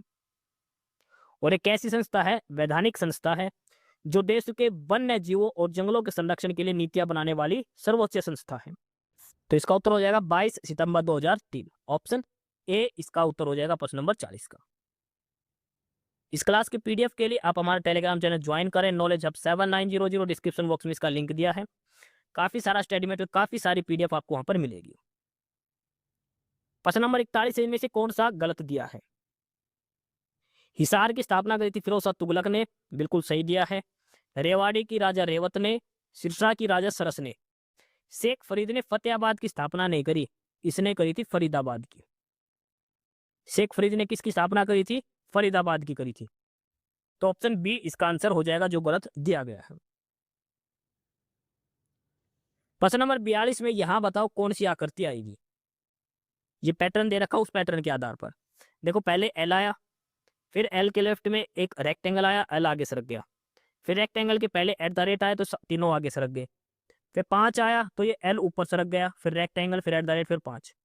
अब कोई नई संख्या आएगी, नई संख्या ये दे रखी है इन्होंने, ये पंचभुज के आकार की। तो अब जैसे ये आएगी तो एल एक ऊपर चला जाएगा, उसके नीचे रेक्टेंगल आ जाएगा, इसके नीचे एट द रेट इधर 5, और फिर वो आकृति, यानी कि ऑप्शन ए वाला ही उत्तर हो जाएगा। क्या उत्तर हो जाएगा? नहीं, ऑप्शन ए नहीं होगा भाई। यहाँ पे ये देखो रेक्टेंगल नहीं दे रखा, ये ऑप्शन सी के अंदर दिया है। थोड़ा सा चेंज करते हैं इसने, जल्दबाजी मत करना। यहाँ पे रेक्टेंगल की जगह रोम्बस साइड से दे रहे, ये रेक्टेंगल और ये शेप आएगी, ऑप्शन सी वाली। ठीक है, ऑप्शन सी इसका आंसर आएगा। प्रश्न नंबर 43 देखो, काफी अच्छा प्रश्न दिया है। मणिपुर में राष्ट्रपति शासन संविधान के किस अनुच्छेद के तहत लागू किया गया है? मणिपुर के अंदर जो रोआ रप्पा चल रहा था, वहां पर राष्ट्रपति शासन लगाया गया था, तो कौन सा अनुच्छेद का प्रयोग किया गया था संविधान का? तो देखो, राष्ट्रपति शासन लगता अनुच्छेद 356 के तहत। 356 के तहत राष्ट्रपति शासन का तात्पर्य है कि राज्य सरकार और उसकी विधानसभा भंग करके राज्य में केंद्र सरकार का नियंत्रण होता है। ठीक है, स्टेट की गवर्नमेंट फेल हो जाती है वहां पे। अनुच्छेद 355 केंद्र सरकार को यह सुनिश्चित करने का अधिकार रहता है कि प्रत्येक राज्य संविधान के अनुसार कार्य करे। अगर कोई राज्य संविधान के अनुसार कार्य नहीं करता तो वहां पर राष्ट्रपति शासन लग जाता है। कौन सी अनुच्छेद के तहत? 356 के तहत राष्ट्रपति शासन लग जाता है। ठीक है, इसको राष्ट्रीय आपातकाल भी कहते हैं, कि राज्य सरकार संविधान के अनुसार कार्य नहीं कर रही है, राज्यपाल की सिफारिश पर। इसके एक लगता अनुच्छेद 365 के तहत यदि कोई राज्य केंद्र के निर्देशों का पालन करने में विफल रहता है तो राष्ट्रपति यह घोषणा करते हैं कि उसकी सरकार संवैधानिक रूप से कार्य नहीं कर रही। ठीक है, ये सारी बेसिक डिटेल दे रखी है। तो यदि राष्ट्रपति शासन की घोषणा लोकसभा के भंग होने पर की जाती है, या लोकसभा बिना किसी अनुमोदन के 2 महीने के भीतर भंग हो जाती है, तो लोकसभा के पूर्ण होने के 30 दिन बाद तक वैध रहता है, बशर्ते इस अवधि के दौरान राज्यसभा इसे अनुमोदित कर दे। राष्ट्रपति शासन, राष्ट्रपति शासन को मंजूरी देना, बढ़ावा देने के लिए संसद में साधारण बहुमत यानी कि जो उपस्थित और मतदान है उसमें से 50% वोट की जरूरत होती है। राष्ट्रपति शासन शुरू में 6 महीने तक रहता है, जो बाद में संसद की मंजूरी से 3 साल तक बढ़ाया जा सकता है। देखो, 6 महीने करके, 6 महीने का हो गया, फिर अगले 6 महीने के लिए, फिर अगले 6 महीने के लिए, ऐसे 3 साल तक बढ़ाया जा सकता है राष्ट्रपति शासन। एक था 44वां संविधान संशोधन 1978। इसमें राष्ट्रपति को 1 वर्ष से अधिक बढ़ाने की अनुमति केवल तभी देता है जब राष्ट्रीय आपातकाल पूरे भारत या राज्य के किसी हिस्से में लागू किया जा सके। चुनाव आयोग द्वारा यह कहते हुए अभी इलेक्शन नहीं हो सकते तो भी 6 महीने से ज्यादा, 1 साल से ज्यादा बढ़ाया जा सकता है। ठीक है, राष्ट्रपति शासन को 3 साल से अधिक अवधि के बढ़ाने के लिए संविधान संशोधन की आवश्यकता होती है। अगर कोई दिक्कत हो जाए तो राष्ट्रपति शासन अगर 3 महीने से ज्यादा बढ़ाना पड़े तो संविधान में संशोधन करना जरूरी है। तो इसका उत्तर होगा अनुच्छेद 356 के तहत मणिपुर में राष्ट्रपति शासन लगाया गया है। ठीक है, ये सारी डिटेल्स है। तो प्रश्न नंबर 43 का ऑप्शन बी उत्तर हो जाएगा 356। प्रश्न नंबर 44 है कि भारतीय संविधान के किस अनुच्छेद में विधि की सम्यक प्रक्रिया यानी कि ड्यू प्रोसेस ऑफ लॉ के सिद्धांत को शामिल किया गया? मोस्ट इंपोर्टेंट क्वेश्चन है, किस अनुच्छेद के अंदर ड्यू प्रोसेस ऑफ लॉ का जिक्र किया गया है? ड्यू प्रोसेस ऑफ लॉ, भारतीय संविधान का अनुच्छेद 21 जो मौलिक अधिकार वाला है, प्राण और दैहिक स्वतंत्रता जिसमें लिखा गया है, उसमें ड्यू प्रोसेस ऑफ लॉ का सिद्धांत जोड़ा गया है। अनुच्छेद 21 के अंदर ड्यू प्रोसेस ऑफ लॉ जोड़ा गया, किससे संबंधित है? मौलिक अधिकार जो हमारे फंडामेंटल राइट है, प्राण और दैहिक स्वतंत्रता, उसके अंदर है। देखो, मूल संविधान में लिखा गया था प्रोसीजर इस्टेब्लिश्ड बाय लॉ, ये लिखा गया था कि कानून द्वारा स्थापित प्रक्रिया। लेकिन 1978 का मेनका गांधी जो केस था, उसने सुप्रीम कोर्ट ने यह व्यवस्था दी कि प्रक्रिया उचित, निष्पक्ष और न्यायपूर्ण होनी चाहिए, जिसके बाद कानून की उचित प्रक्रिया इसके अंतर्गत शामिल हो गई। पहले था प्रोसीजर इस्टेब्लिश बाय लॉ, जो कानून ने रूल बना दिए वो, लेकिन अब शामिल कर दिया ड्यू प्रोसेस ऑफ लॉ। ठीक है, 1978 का मेनका गांधी मामले के बाद। किस अनुच्छेद से संबंधित है? अनुच्छेद 21 से संबंधित है। तो प्रश्न नंबर 44 का ऑप्शन बी उत्तर हो जाएगा अनुच्छेद 21। प्रश्न नंबर 45 है, ये सोल्व करो भाई। तो सबसे पहले ब्रैकेट सोल्व होगा, ये वाला ब्रैकेट, और इसमें सबसे पहले होगी गुणा। तो 1/4 गुणा 1/5, 1/5 चौक 20, माइनस आगे 1/3। तो ये घटाएंगे तो 20 में से 3 का 17/60। 1/3 माइनस 1/20 करेंगे तो 20 से 60 एलसीएम आएगा। 20 माइनस 3 करेंगे 17/60। तो ये सारा हमारा आ गया 17/60। बाहर है 4/5 गुणा में 17/60। आगे है भाग का निशान, कितना आएगा 6 दूनी 12, 12 5 60/6। भाग का निशान जब चेंज होता है तो एक गुणा आ जाएगा और ऊपर आ जाएगा 6, नीचे आ जाएगा 60। क्या बन गया अब हमारा 4/5 गुणा में 17/60 गुणा में 17, ये अच्छा 6 दूनी 12 5 17/6 था ना, तो ये बनेगा 6/17। 60 नहीं बनेगा 17 बनेगा। ये 6 से काटेंगे तो नीचे आएगा 10, 17 से 17 कट गया। 4 से काटेंगे 2 दूनी 4, 2 5 10, यानी कितना बड़ा 2/5 5 25। तो ये सारा ब्रैकेट सोल्व करने के बाद हमारे पास बाहर में आएगा 2/25। ये आ गया 2/25। भाग में 13/70 लिखा गया आगे। उसके बाद ये माइनस का निशान है, छोड़ दो, ये वाला पार्ट बाद में देखेंगे। ये भाग का निशान हटाएंगे तो क्या बनेगा 13/70 गुणा में 25/2। काट दो 5 5 25, ये काट दो 5 दूनी 10, सॉरी 5 एकम 5, 5 चौक 20, 14, 13 5 65 और 14 दूनी 28, 65/28। ये सारा बनेगा कितना 65/28 यहाँ तक का। माइनस ये करेंगे तो 28 एकम 28, 28 और 9 37/28। एलसीएम कितना आएगा 28। 68 में से 37 गया तो कितना बचेगा 28। 28 से 28 कटे कितना उत्तर आएगा 1। ऑप्शन बी उत्तर हो जाएगा। देखो पहले लघु ब्रैकेट सोल्व होएगा, तो पहले तो ये इक्वेशन सोल्व होएगी। पहले आएगा भाग 1/20, 1/3 में से 1/20 घटाओ, फिर इससे गुणा करो, फिर ये भाग का निशान है तो ये भाग कर दो इससे, फिर सारी रकम आएगी, फिर इसके बाहर में भाग का निशान है 13/70 वाला, ये सोल्व करो, फिर जो रकम आएगी उसमें से माइनस ये कर दो। ऑप्शन बी उत्तर हो जाएगा 1। अगला 46 नंबर, इनमें से स्तनपायी फिर गाय और चमगादड़ का उत्तम संबंध कौन सा दर्शाता है। तो देखो स्तनपायी मैमल्स होते हैं, गाय एक मैमल है बिल्कुल है, और चमगादड़ भी एक मैमल है, यानी कि ऑप्शन बी उत्तर हो जाएगा। गाय और चमगादड़ दोनों स्तनपायी हैं। ऑप्शन बी उत्तर होगा 46 नंबर का। अगला है सवाल नंबर 47। एल्कोहल जल के 80 लीटर मिश्रण में 60% एल्कोहल है, ठीक है। यदि इसी मिश्रण में x लीटर पानी मिलाए तो नए एल्कोहल 40% हो जाता है, तो x का मान बताओ। भाई देखो 80 लीटर मिक्सचर है हमारे पास, तो इसमें 60% एल्कोहल है, तो 60% यानी कि 8 से गुणा में 60 48 एल्कोहल है, तो पानी कितना बचेगा इसमें 32 बचेगा। भाई टोटल 80 था, 48 लीटर एल्कोहल, तो 32 पानी बचेगा। इसमें कुछ पानी ऐड कर दिया। देखो पहले अल्कोहल 60% था, अब अल्कोहल आ गया 40%, यानी कि पानी ज्यादा ऐड कर दिया। तो ये बताओ पानी कितना ऐड किया गया है, क्योंकि सॉल्यूशन की वैल्यू चेंज हुई है इसमें। तो देखो इसमें 80 लीटर मिश्रण में अल्कोहल है 60%, यानी कि 80 का 60% 48 लीटर। 48 लीटर अल्कोहल, तो पानी कितना बचेगा 80 माइनस 48 32 लीटर। अब नए मिश्रण में 40% अल्कोहल है, यानी कि पानी 60% हो गया अब, ठीक है। तो देखो पहले 32 लीटर पानी था, उसमें x लीटर पानी मिला दिया। 80 प्लस x लीटर सोल्यूशन, भाई पहले 80 लीटर सोल्यूशन था कोई, उसमें x लीटर हमने पानी मिला दिया, ठीक है। तो 80 प्लस x टोटल हो गया। साथ में पानी पहले 32 प्लस 32 लीटर था, हो गया 32 प्लस x।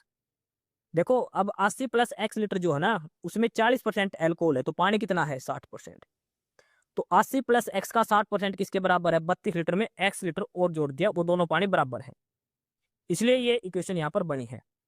32 लीटर टोटल पानी था पहले गोल में, उसमें 1 लीटर पानी मिला दिया, गोल टोटल हो गया 80 प्लस x लीटर। अब उसमें 40 लीटर एल्कोहल है, तो पानी कितना बचेगा 60%, दोनों बराबर हो गए। यहाँ से x का मान जब निकालेंगे तो x का मान आएगा 40।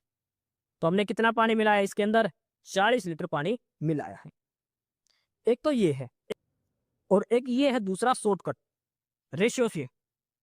शॉर्टकट कैसे, देखो हमने पानी से कोई मतलब नहीं है, हमें मतलब है एल्कोहल से।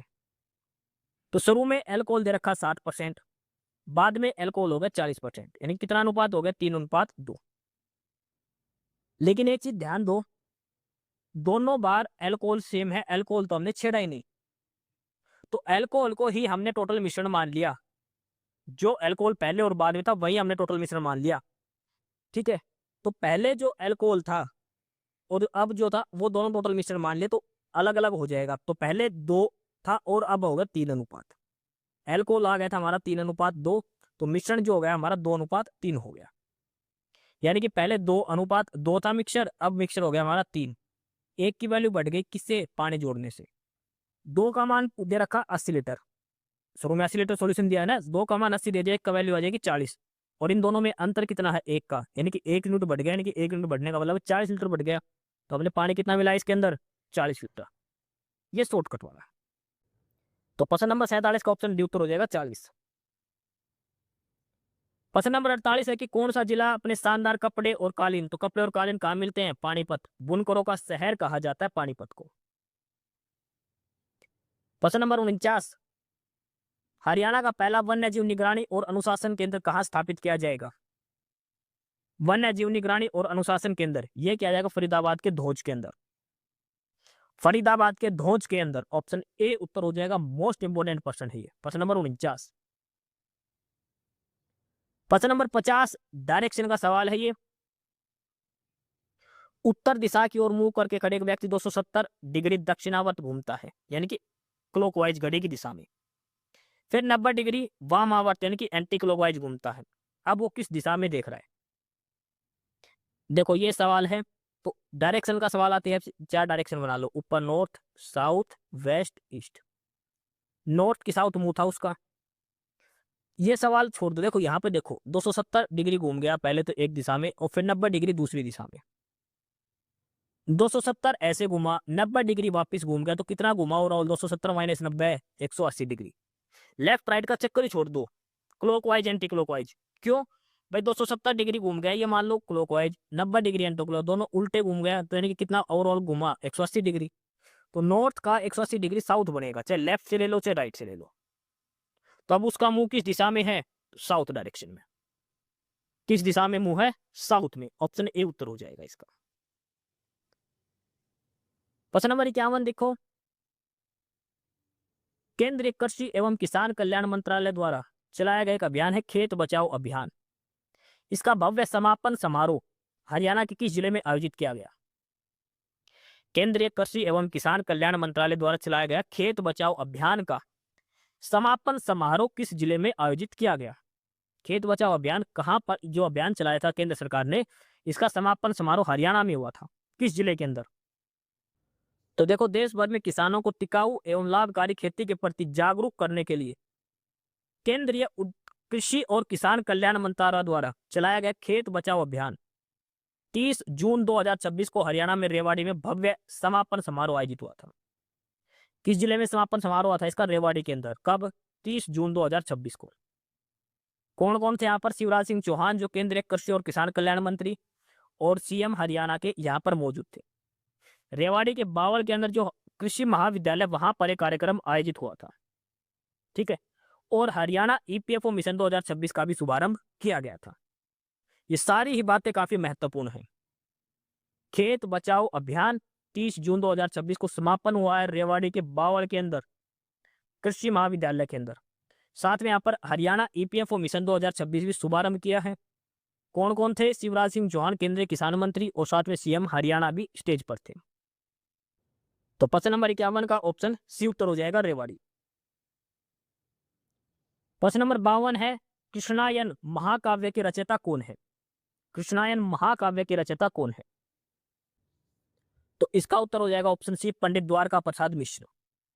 पंडित द्वारका प्रसाद मिश्र। प्रश्न नंबर 53, महात्मा में कौन सा समास है? महात्मा महान है जो आत्मा, कर्मधारय समास। कौन सा है? कर्मधारय समास। इस क्लास की पीडीएफ के लिए और भी स्टडी मटेरियल की पीडीएफ के लिए आप हमारा टेलीग्राम चैनल ज्वाइन करें, नॉलेज हब 7900। डिस्क्रिप्शन बॉक्स में इसका लिंक दिया है। काफी सारा स्टडी मटेरियल, काफी सारी पीडीएफ आपको वहां पर मिलने वाली है। प्रश्न नंबर 54 है, आपको प्रीपोजिशन डालनी है। Voting took place peacefully blank most of the country. Bharat के देश के बहुत सारे हिस्सों के अंदर वोटिंग जो है, मतदान है, वो शांतिपूर्ण हुआ था। तो बिसाइड्स होता के अलावा, for most of the country में ये आएगा अक्रॉस, देश के विभिन्न हिस्सों के बीच में, अक्रॉस। ऑप्शन ए आंसर आएगा, ऑप्शन ए आंसर आएगा। प्रश्न नंबर 55 है कथन और कारण। कथन दिया है कि प्रायद्वीपीय भारत की पश्चिम की ओर बहने वाली नदियों के डेल्टा नहीं है। इसका कारण दिया है कि ये नदियां अपने साथ जलोढ़ अवसाद नहीं लाती हैं। तो ये बताओ इसमें कथन सही है या कारण सही है? दोनों सही है, तो क्या इसका सही कारण है कथन का? ये स्पष्टीकरण बताओ। तो अब इसमें डिटेल में देखो कि प्रायद्वीपीय भारत की पश्चिम की ओर बहने वाली नदियां कौन कौन सी है, जैसे नर्मदा और ताप्ती, ये डेल्टा नहीं बनाती, क्योंकि ये नदियां कठोर चट्टानी दरार घाटी यानी कि रिफ्ट वैली से होकर गुजरती है और अरब सागर में गिरने से पहले पश्चिम घाट की तीव्र ढलान के कारण अत्यधिक तेज गति से बहती है। जो पश्चिम घाट जो प्रायद्वीप में भारत जो पश्चिम की ओर नदी जाती है ना, नर्मदा और ताप्ती, वहां पे तीव्र ढाल होता है लास्ट में पश्चिम घाट की तरफ। इस वजह से ये अत्यधिक तेज गति से अरब सागर में गिरती है और रिफ्ट वैली से होकर ये गुजरती है। अब इनका डेल्टा ना बनाने के प्रमुख कारण क्या क्या है? एक तो तीव्र ढाल होता है वहां पर, ठीक है। पश्चिम घाट अरब सागर के तट पर बहुत करीब और ये बहुत ऊंचे हैं। कम दूरी होने के कारण ये गतियां बिना सेडिमेंट्स जमा किए बहुत तेज गति से समुद्र में गिर जाती है।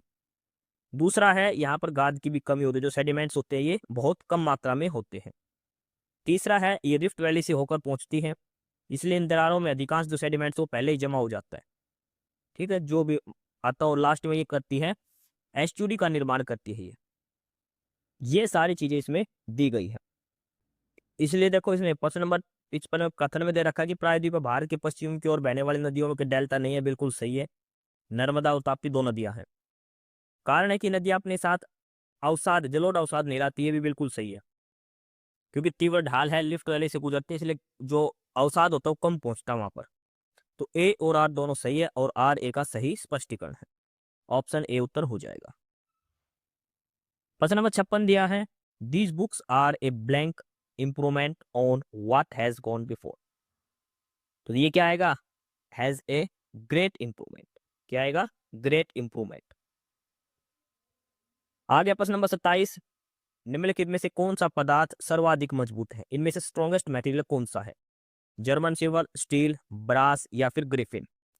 तो ग्रिफिन जो है मनुष्य द्वारा ज्ञात सबसे मजबूत सामग्रियों में से एक है।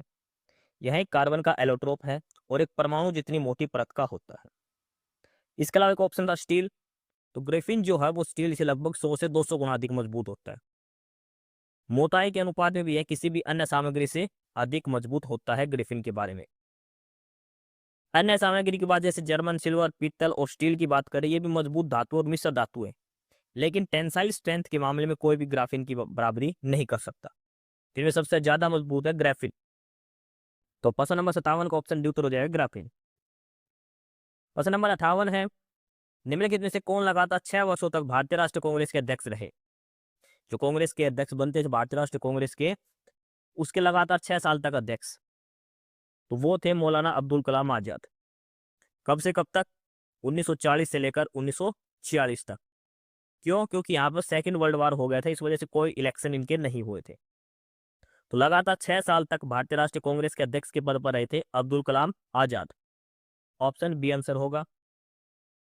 प्रश्न नंबर 59 दिया है कथन और निष्कर्ष का। पहला कि कुछ गाय कौवे हैं और कुछ कौवे हाथी है। ये हो गए काऊ गाय, ये कौवा और ये हाथी एलिफेंट। अब निष्कर्ष क्या है कि कुछ गाय हाथी है। देखो काऊ का एलिफेंट के बीच में कोई डायरेक्ट रिलेशन नहीं दिया गया। काऊ का और एलिफेंट का कोई डायरेक्ट रिलेशन नहीं दिया, ये काट दिया, ठीक है। सभी कौवे हाथी है। देखो सभी कौवे हाथी नहीं हो सकते, केवल कुछ का दिया है। पॉसिबिलिटी का केस होता तो कर देते, लेकिन सभी कौवे हाथी ऐसी कोई डायरेक्ट बात इसने नहीं कही। यानी कि ना तो निष्कर्ष एक का अनुसरण करता और ना ही दो का करता। ऑप्शन सी उत्तर हो जाएगा प्रश्न नंबर 59 का। प्रश्न नंबर 60 दिया है कार्गो सेवा जो है वो सेवा क्षेत्र की खालिस्तान गतिविधियों का एक हिस्सा है। Cargo service are a part of blank activity of the service sector, primary, secondary, tertiary या फिर ट्रांसको। देखो सर्विस सेक्टर ही जब यहाँ पर लिख दिया तो सर्विस सेक्टर किसके अंदर आता है? टर्शरी के अंदर। सर्विस सेक्टर किसके अंदर आता है? टर्शरी क्षेत्र के अंदर आता है, तृतीयक क्षेत्र के अंतर्गत आता है। तो कार्गो सेवा जो है वो सर्विस सेक्टर का हिस्सा है टर्सरी के अंदर। ऑप्शन बी इसका आंसर होगा क्वेश्चन नंबर 60 का। क्वेश्चन नंबर 61 है, कोहरे से निम्नलिखित में कौन सा कोलाइडल तंत्र अभिव्यक्त है? ये इंग्लिश में याद रख लेना, मोस्ट इंपोर्टेंट पर्सन है। जो फॉग होती है हमारी, उसमें कौन सा कोलाइडल सिस्टम होता है, कौन सा मिक्सचर होता है? लिक्विड इन गैस होती है, गैस में लिक्विड होता है, सॉलिड इन गैस या लिक्विड इन लिक्विड। देखो फॉग का मतलब जो हमारी धुंध है, आप धुंध में देखो आप धुआं सा भी दिखेगा और आपको नमी भी महसूस होगी ना। वो क्या होता है, जो बारिश में जो बूंदे होती है उसके अंदर गैस मिक्स हो जाती है, liquid in gas. Liquid in gas colloidal system होता है कोहरे के अंदर। ऑप्शन ए आंसर होगा, ऑप्शन बी नहीं आएगा, ध्यान रखना। लिक्विड जो है वो गैस के अंदर होता है, गैस में लिक्विड नहीं होता, लिक्विड गैस के अंदर होता है। ऑप्शन ए आंसर होगा क्वेश्चन नंबर 61 का।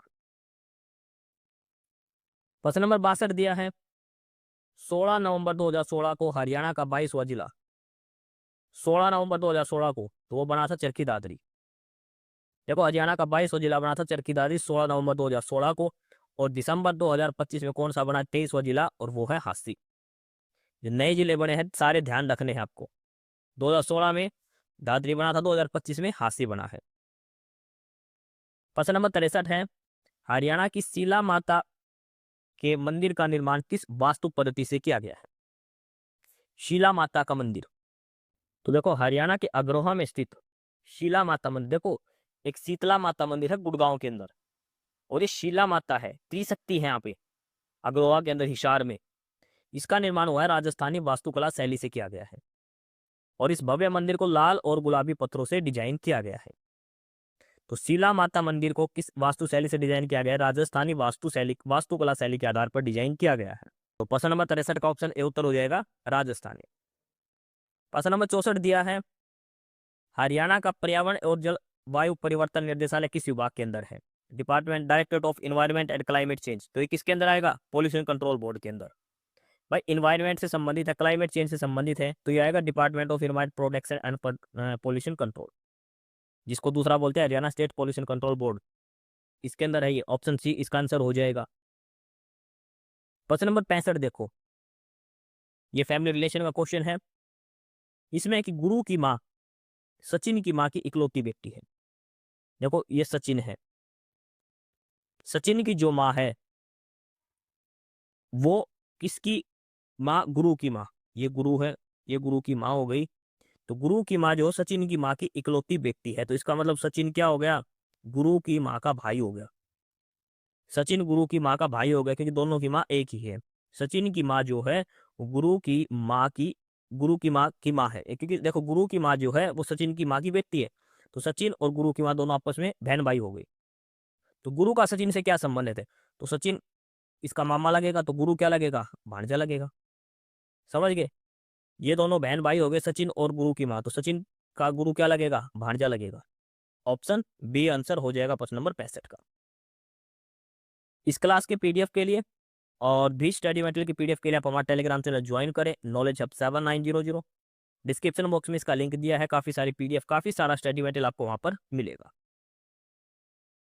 प्रश्न नंबर 66 दिया है आगे, हाल ही में हरियाणा में किस ऑपरेशन के तहत मॉक ड्रिल का आयोजन किया गया, जिसमें हवाई हमले जैसी आपातकालीन स्थितियों से निपटने की तैयारी का परीक्षण किया गया? एक मॉक ड्रिल हुई थी हरियाणा में, तो कौन सा ऑपरेशन था, किस ऑपरेशन के नाम से वो मॉक ड्रिल की गई थी, जिससे हवाई हमले जैसे आपातकालीन स्थिति में निपटने का परीक्षण किया गया था? इसका जो सही आंसर है वो ऑपरेशन शील्ड है। ऑपरेशन शील्ड हरियाणा के राज्य की आपातकालीन स्थितियां, विशेष रूप से हवाई हमलों और संबंधित खतरों की तैयारी का मूल्यांकन करने को आयोजित किया गया था। ऑपरेशन शील्ड किया गया था। इसमें जो आपदा प्रबंधन दल है, पुलिस है और नागरिक रक्षा बल शामिल थे। ये सारे को इनकी प्रैक्टिस करवाई गई थी, ताकि कल को कोई भी इमरजेंसी हो जाए, कोई भी एयर स्ट्राइक वगैरह कहीं भी हो, तो हम बच सके आपातकालीन स्थिति में। क्या क्या प्रोटोकॉल होंगे, कैसे हमने बच के निकलना है, कैसी क्या सुरक्षा करनी है, सारी चीजें इसमें बताई गई थी। ऑपरेशन का नाम रखा गया था ऑपरेशन शील्ड। ठीक है, यहाँ पर मॉक ड्रिल वगैरह आपको करी गई थी हर डिस्ट्रिक्ट के अंदर। तो ऑपरेशन शील्ड आपको नाम ध्यान रखना है। तो प्रश्न नंबर 66 का ऑप्शन सी उत्तर हो जाएगा ऑपरेशन शील्ड। प्रश्न नंबर 67 देखो, वह कौन सी बीमारी जिसमें इंसुलिन की कमी से रक्त में शर्करा की मात्रा बढ़ जाती है? देखो इंसुलिन की कमी से ब्लड में शर्करा शर्करा यानी कि मिठा, और मिठा बढ़ते ही क्या हो जाएगा, डायबिटीज। क्या हो जाएगा, डायबिटीज। तो अगर शरीर में खून में इंसुलिन की कमी है तो क्या हो जाता है, डायबिटीज हो जाता है। इससे शुगर, ब्लड शुगर बढ़ जाता है, ब्लड के अंदर शुगर की मात्रा बढ़ जाती है। ऑप्शन बी आंसर हो जाएगा। मधुमेह बोलते हैं इसको हिंदी में, डायबिटीज शुगर बोलते हैं देसी भाषा में, वो बीमारी है ये। ऑप्शन बी आंसर होगा। प्रश्न नंबर 68 देखो, रीजनिंग का सवाल है ये। 4 अक्टूबर 2018 को गुरुवार है, तो 2 फरवरी 2019 को कौन सा दिन होगा। 4 अक्टूबर 2018 को गुरुवार है, तो 2 फरवरी 2019 को कौन सा दिन था। देखो इसमें हम पहले देखते दिन कितने थे, 4 अक्टूबर से बात थी।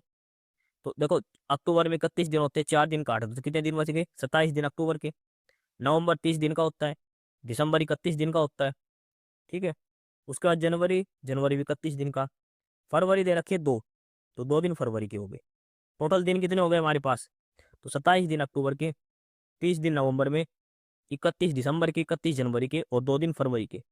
कुल दिन हो गए 121 दिन।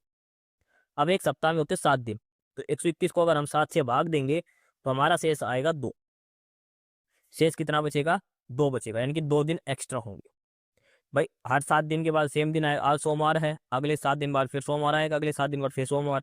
तो सेम ऐसे ही 7 से भाग करके 2 दिन शेष बच गए, यानी कि उस दिन गुरुवार था तो 2 दिन और जोड़ेंगे, तो गुरुवार के बाद शुक्रवार, शुक्रवार के बाद शनिवार।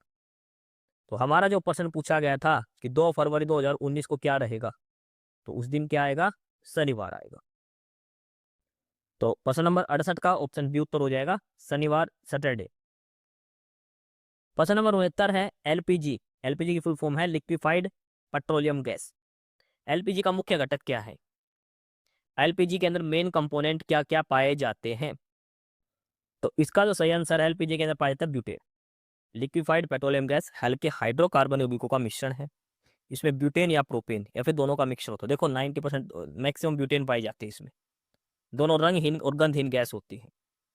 देखो ब्यूटेन होती है इसमें 50%, 48% प्रोपेन और 2% पेंटेन का मिक्सर होता है। तो मेन जो कंपोनेंट पाया जाता है इसके अंदर ब्यूटेन पाया जाता है।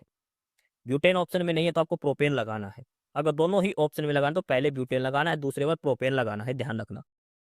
एलपीजी के अंदर दोनों ही होते हैं, प्रोपेन और ब्यूटेन, लेकिन ब्यूटेन ज्यादा मात्रा में होता है। तो प्रश्न नंबर 69 का ऑप्शन डी उत्तर हो जाएगा, ब्यूटेन। प्रश्न नंबर 70 दिया है, 1 किलोग्राम नाइट्रोजन की आपूर्ति के लिए कितने यूरिया की आवश्यकता होगी। 1 किलोग्राम अगर हमें नाइट्रोजन चाहिए तो कितने यूरिया से 1 किलो नाइट्रोजन बन सकती है, ये बताना है। देखो 1 किलो नाइट्रोजन प्राप्त करने के लिए लगभग 2.17 किलो यानी कि 2.2 किलोग्राम यूरिया की आवश्यकता होगी। अब ये निकला कैसे है, देखो यूरिया के अंदर नाइट्रोजन होता है 46%।